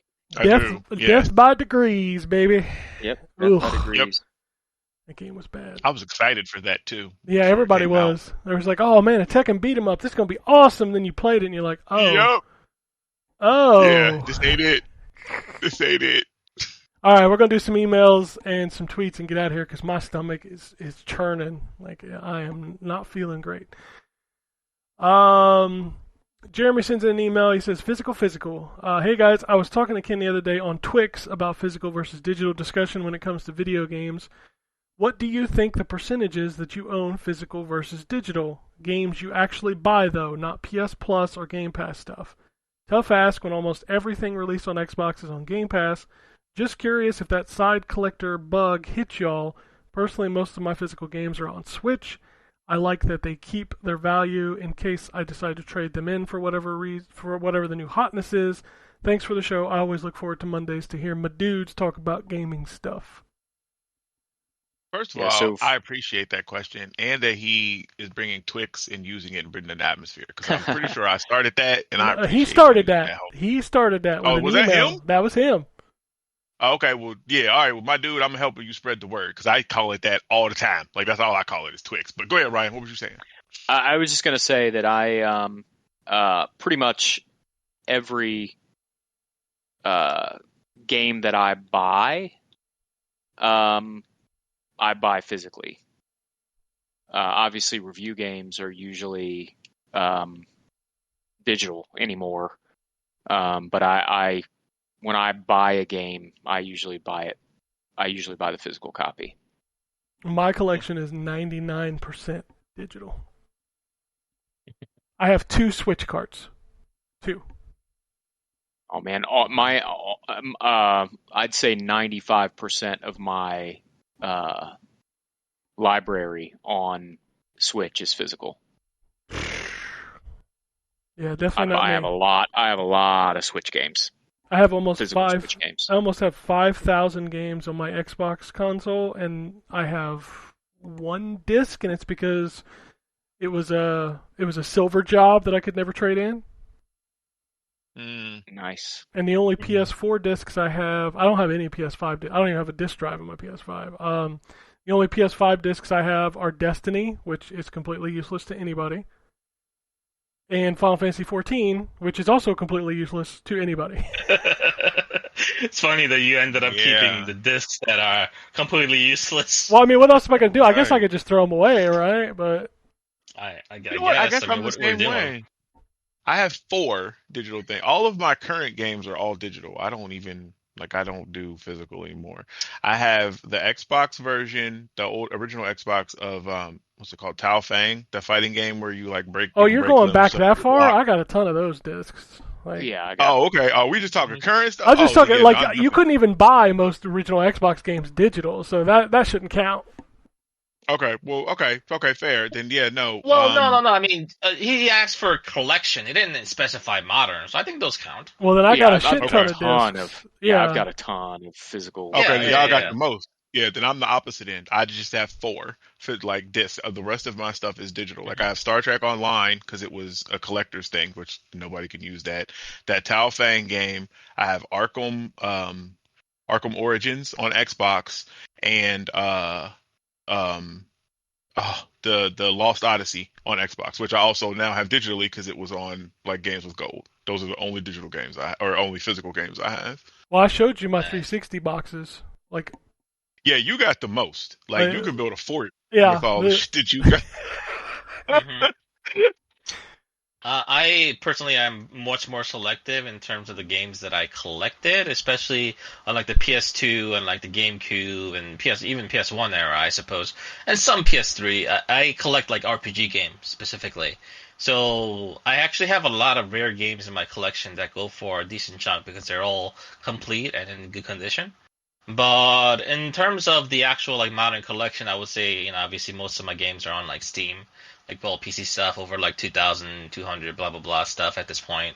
And my recent purchases, and I actually kind of regret it, is that I've been purchasing a lot of my Switch games digitally. And I talked to my nephews, and what I would do is that I would often lend them my Switch games, but when I buy them digitally, I can't do that. And I made the decision to say, well, I'm not reviewing or playing anything on Switch. I'll just lend my Switch over to them. I probably shouldn't have done that because no, I got it back eventually. Like they know to return my stuff or else. That I've trained them well. But he took like a month and a half to try to beat a game that he didn't beat. You know what I mean? And I felt bad because I kept extending the time. Like, hey, you have another week, but he never did it. You never beat the game. So I was like, wow, I gave you enough extensions. I can't just keep giving it to you. So I just had to just take the thing back. But normally I would just lend him the card and just let him have it as long as it takes. So I felt a little bit bad about that. So I do still feel like physical is still better in most scenarios in terms of renting it out to other people, borrowing, or reselling it later down the line versus digital, which don't have that. But in terms of the convenience, I have been going a lot more digital, especially on my PS5 and Twitch. But the thing about it is, when I buy, Spider-Man, for example, I pre-order digitally. And I wouldn't mind wanting that physically, but at the same time, I probably just want to be able to play it, on Friday, it'll be Thursday midnight. I'll be able to play when that game unlocks, which I wouldn't be able to do with a physical copy. So that's kind of one of the reasons why I do, because I don't buy that many games nowadays. on like my PS5 and Switch these days. But I kind of Yeah, want to go back to physical. What drives me a little bit crazy in my collection is like I have almost all the Assassin's Creeds physically, with the exception, I think, of Origins. I think is the only one I don't have physically. When Mirage, I haven't bought that yet. But Origins, I had digitally specifically because of what you're saying, Jay, because I wanted to be able to play it the day it came out. And now I regret it because it's the only one I don't have. And Witcher 3 was the same way. I bought it digitally so that I could play it early, and that's the only one of the three that I don't own physically. I mean, you could buy that for like $2 now. Yeah, I know. I could get it pretty cheap, I think, at some point. But it's just the notion of having to buy it a second time. Yeah. I'm terrible with that stuff because like I swapped. Just speaking from movies, I used to use Vudu almost exclusively, and then like I switched over to iTunes because the bitrate was better, so the movies looked better. And like there's a ton of movies that are not cross-store compatible, not Movies Anywhere compatible. So when I catch those on sale, sometimes I'll pick them up because I have them on Vudu, but I don't have them on iTunes. So I'm terrible about that shit. Yeah, to me, books. Well, I mean, like I collect video games, kind of like the way I collect books. If I read a book and I really enjoy it, I make sure that's kind of like a part of my permanent collection that goes into my bookshelf, right? And I want that same thing to be for my games. That's why I have those old PS2, PS3, PS1 RPG games and stuff like that that I adore, and I want them to kind of have a space in my living space, kind of as a testament to their impact on me and how much I've enjoyed the story. So I can always kind of look at them and kind of like, point them out to people if they visit or whatever to show them like, oh, this is got that blah, blah, blah kind of story. And it's a kind of decorations around your house is part of your personality and an idea of your personal taste, right? So I think having physical copies allows you to do that, while having digital copies of games does not, despite it having some other benefits. So that's one of the reasons why I still like physical games. You know why? Yeah, you know what the best perk of not having physical games is? Space. Space. I used to have. We gotta get that over here. I literally. But that's why you gotta be selective about the games that you keep. Ken, you can't be keeping like Madden 2006, 2007, 2008. Dude, I had none of those. I had none of those, and I had 4 large bookshelves full of plastic and cases and discs. It took up 3/4 of one wall. Like just. Was it stuff like Eternal Champions? It was stuff like that. I still have Eternal Champions. Like I moved all of my discs into a binder, and you know how much space I saved? Man, it's like fucking Geico over here. I saved 15% in 15 minutes. Oh yeah, you showed me. Yeah, I mean that's good, but I mean, don't you have some games that you want to be able to like point at, like, oh, this is like my favorite game for that year. Oh, I really like the stories and characters from those kind of deal, just to be able to kind of have it around. I can just press the power on my mini PC and play it and boot it up. But it's not a decoration. It's not like having like a figure in your room. Well, if I want decorations, I buy decorations like my sweet ass. Mega Man 2 little thing here with the glass with a scene from Mega Man 2, like that's how I display it. Yeah. I think that's people have like figures and things like that for decoration, but having the physical games and stuff like that, I think is also good too. I understand. It really comes down to how you want to decorate your room. Yeah. Yes, no, I totally understand why people do that, and like, but it's just not for me because I have so many other things that take up space. Like I have guitars on the wall, and I have. My workspace is huge. Like I literally run 4 monitors for work. So you have the plastic guitar from Guitar Hero and the Rock Band. That's actually in the closet. No, my guitars on the wall are real guitars. Yeah, I know. They're covered in dust because my wife gets mad when I turn the amp on and start playing them, but they're there. So, but no, my workspace is just massive. Also, I have a refrigerator in my office, so He ain't got to leave except to go to the bathroom. Yeah, I was just about to say that. Yeah, his little space is pretty gangster, I ain't gonna lie. Like he just has to leave to go to the bathroom. All he needs is a little robot to bring him some food or something, and he's good. Well, actually, you got your son. You just call the boy. That's Hey, what I do. yeah. Like when I Bring me a forget something sandwich. from the kitchen, I'm like, "Hey son, can you bring me some food?" Yep, little remotes. That's what I used to call mine. My little remotes. Yeah. All right, let's do some tweets and get out of here. Sean writes in and says, "How about that hype trailer for the Microsoft acquisition? Sorry, it's really well done. It's a really well done trailer, but I can't help but say this is stupid. It's a trailer for an acquisition. Yeah, that like was here's a wild. trailer for the $69 billion we just spent. Yeah, this is the first thing we put out, You know guys. what would have been more hype is put some of those games that were in that trailer on Game Pass. 100%. Day one. 100%. That's the whole reason we wanted. Like nobody wanted this acquisition outside of getting more free shit. That's the only reason we wanted it. Mhm. Yep. Like I don't give a fuck if Microsoft owns Activision Blizzard. I just want my free games. Yep. Real talk. I mean, to be fair though, the best game they got out of that acquisition's already free. So. So basically, Microsoft is going to be like this. Oh, we're gonna start to have all these games available. Now we're gonna have to raise the price of Game Pass again. Well, I mean, Oh, eventually, sure, Yeah. it'll go. Once Call of Duty starts going on Game Pass, it'll definitely go up. Yep. But they can't justify. What's a reasonable amount that it can go up that would not make you upset? I think the ceiling on that thing is $20. That's Right the now. ultimate Right version, now, right? yes, ultimate $20 a month. That's the ceiling for me, unless they're going to start getting a whole hell of a lot more, like third-party games in there. What is it right now? $16.99. 16. Yeah. 16. Yeah, $16.99. You're right. The thing that gets me is that why doesn't Microsoft do the yearly subscription thing for cheaper, like Sony does? I wish they would. I don't know. They because took that away, right? Why do we always gotta pay month Yeah, by they month? did. It's kind of Yeah, they used to do that. Yeah, they used to have it. Not They took anymore. it away. My brother not in Christ, anymore. let me tell you about the glory of Microsoft Rewards. Oh, Drew's not you here. a but prophet? thank you for You a bringing prophet it up. now? Oh shit! No, I just had to get one in there because we know Drew would say that I ain't paid for Game Pass and ever. Oh god, I just heard that in his voice. He said it That's so many so times. While he's playing Paw Patrol 6 for the Game Pass scores. Oh yeah, Oh Jesus Christ. Oh, yeah. like Yeah. I'm gonna be honest with you, they've almost like killed that thing. Like they've taken so many points away from it now. Like Yeah. you can't even Like, earn it man. anymore. Like unless you literally do what Drew does, which is to sit down every morning with his coffee and go through his fucking 20 searches or whatever on Bing. Mm-hmm. Which See, I was passively, and I could earn like 12,000. Maybe I think I was having like 15, 16,000 a month. Not doing what Drew was doing, just passively doing stuff.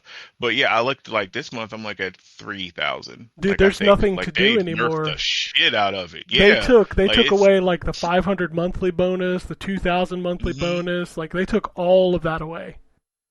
Yeah, man. So yeah, no, it's like it's taken me 2 months to earn a free month of Game Pass. So Jeez. anyway, Curtis writes in and says, "What's going on, fellas? Hope all is good. Seeing new fanboys and gaming sites saying now that Microsoft owns ABK that it's bad for gamers. It may be bad for them, but not for me. All I'm here for is the games and more ways to play them. Your thoughts, good or bad?" I think Yeah, Yeah, we we covered that beat pretty this well. topic to death, but yeah. it's bad for the I'm industry. in- It's good for gamers. That's. I mean, in general, well, it's good for gamers now. Yes. Hopefully, now. it continues to be good for gamers moving forward. Yep. I am, as I think Jay is, anti-consolidation generally. I think what's happened with Embracer over the last year should make everybody anti-consolidation in the industry. Yeah, we lost with the some exception good of- devs. With the exception of, a consolidation is the reason a game gets made. I'm generally against that, especially buying a publisher. Like developers a little different, but publishers a little different to me. But yeah, I mean we beat this topic to death, I think, on this Yeah. show.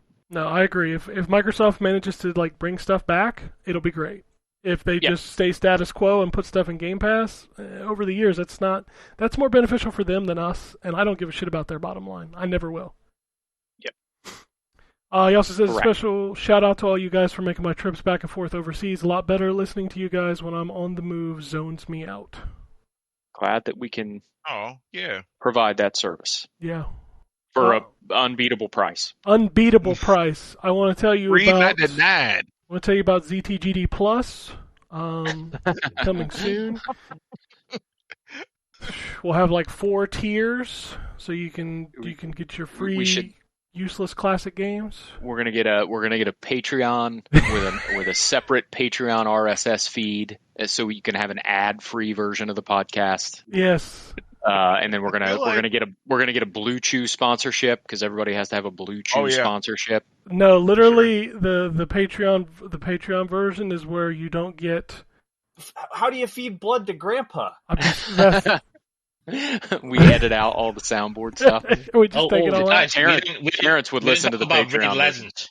I would. Raid Shadow Legends. We got to talk about the sponsor. Oh yeah, Raid Shadow Legends. Yeah, we got to talk about that for at least 5 minutes. Here's a script. Everyone read it and then memorize it and then burn it afterwards so that it doesn't go back to them. Okay. And Manscaped. I was gonna say, are we gonna shave our balls? Everybody's gonna shave your balls. Yes. Yeah. You got to keep it nice and clean over there. It's very important. That's a very big gamer thing. Is just okay. Shogun writes in and says, So is Spider-Man the second coming of quality in video games? It's so many games out. What will be your fall break game this year? I'm at a point in Starfield that needs to build an outpost, and I'm having a hard time forcing myself to build it. Battlefield 2042 is amazing now. Man, what am I going to play? Like, I have time, but I'd like to go back to Yakuza. Like a Dragon Ishin. Oh, like on Game Pass tomorrow. Yeah, I want to play that. Like I want to go back to that because I never finished that. Mm-hmm. So I want to play that. Maybe that'll be the game that I play. But then I say that and I'll play fucking 60 hours of Overwatch. Overwatch, yeah, of course. Man. I picked up a couple of games during the previous sale that I was like, oh yeah, I'm definitely going to be playing this right away. And then I didn't touch it after installing it, which is something that I do too often. There's a game called Videoverse.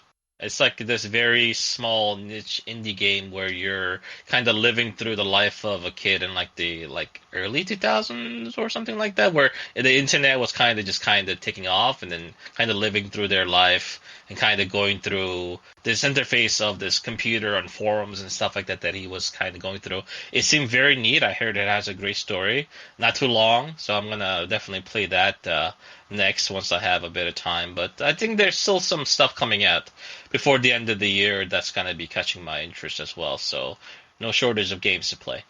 God, no. I would play fucking Mario RPG. Mm-hmm. I think the other two don't have anything the rest of the year, right? After Spider-Man, Sony, and Microsoft are done, I think. In terms of their big first-party stuff, I think you're right. Yeah, I don't think there's anything else, right? That's wild that they're done in fucking October. That's crazy to me. Yeah, usually there's like a big thing that comes in like November, right before December. So that is a little surprising. Yeah, I think. Yeah, because Nintendo's the only one that's got one in November. That's Super Mario RPG. I guess you can technically say Modern Warfare 3 is Microsoft's big game for November now, huh? Yeah. Well, it's not going to be exclusive, at least for this version, right? No, but they're going to get all the money for it. Yeah. Well, I guess we'll see how well that game does. Hey, I haven't played. Well, actually, did they say that game's going to be part of Game Pass? No, this year's Call of Duty is not coming to Game Pass. Okay, well, I'll skip another year of Call of Duty. No harm or foul to me. I don't really care. I think they said 2025. They can't put it on there because of contractual PlayStation agreements. Contracts, yeah. But I would assume. I would assume, Jay, that you will have your pick of the last 12 Call of Duties come probably November. Oh, sure. Yeah. In what state of like fugue madness would I have to be to want to desire to play those Call of Duty games back to back though? Like I would be like, which is the best Call of Duty single player campaign in the last like 6-7 years? You need to play Infinite Warfare. Yeah, Infinite Warfare. Infinite Warfare was the best one. That campaign is so fucking good. Okay. I heard Ghosts was good. No. That's the one I've never played. No. I heard that campaign was good, but the multiplayer was awful. No. Okay, the space one. Nope. I got you. Space one. No, wait, Infinite Warfare. Oh, yeah, it is the space one. Yeah, that's the space one. Play that one. That's like the ship flying segments in that game are so fucking fun. Better than Starfield ship fighting? That's not hard, Jay. It's really not. No, that's the joke. Speaking of games, we forgot about Alan Wake 2 coming out later this October as well. That might actually be the first game that I buy on Epic Games. I'm gonna be honest with you. Like 100 games on it. On consoles, I'd be really concerned about that game. I heard it kind of runs like shit. Already? There's news about it? Yeah, like I was hearing that at the preview event a couple weeks ago, it was struggling to hold 30. Fuck. On Series X and PS5, really? Yep. They were showing it on PS5 and it was struggling to hit 30. Is this another Unreal 5 game? I don't think so. I think this is their proprietary their engine. Yeah. Damn. Let's be fair though, Control ran like shit at launch too. It did. But it's way better now. I mean, but that, man, because that's my, God, I'm so excited for that game. That and Space Marine 2. That ain't coming out this year. They have not confirmed that yet, sir. Stop saying that. It's October 15th. If it was out in 2023, they'd have said it by now. Listen. I'm right. Okay? Until we get a wall of text with a little blue Space Marine symbol in the corner from the developer, I will have hope. Well, your hope will be misplaced. It probably will. I know, but that's fine. There's more than enough stuff coming out. But that sucks if Alan Wake is not good on console. I'm gonna wait for reviews to hit before I consider purchasing it on Epic Games. But we'll see. It might have the honor of being my first Epic Games purchase. We'll see. All right. Nice. I am going to get out of here now, otherwise I'm going to have some problems. But anyway, that's the show for this week. If you want to tweet at us, it's at ZTGD Podcast on Twix. You can also email us to podcast@ztgd.com. We're all on Twitter. You know how to find us. Nobody tweets. No, not really. I'm just being real honest here. The only thing I use Twitter for really is to check news and to read the tweets that they send into the show. That's the only thing I use. And then talk about how much the Raiders suck. Expect that today, starting at 4 p.m. You can ignore my Twitter feed because I will be screaming about something as they are not very good. I told you this before, Cam, but it bears repeating. But every single time you talk about the Raiders, it doesn't matter if they're winning or losing. They always seem like they're losing by 60 points. That's the sign of a true fan right there. You're just mad the whole game. Yeah, it is. Mm-hmm. All right, that's it. Unless anybody has anything else, we'll get out of here. Peace, bitches. Alrighty, and it goes something like this.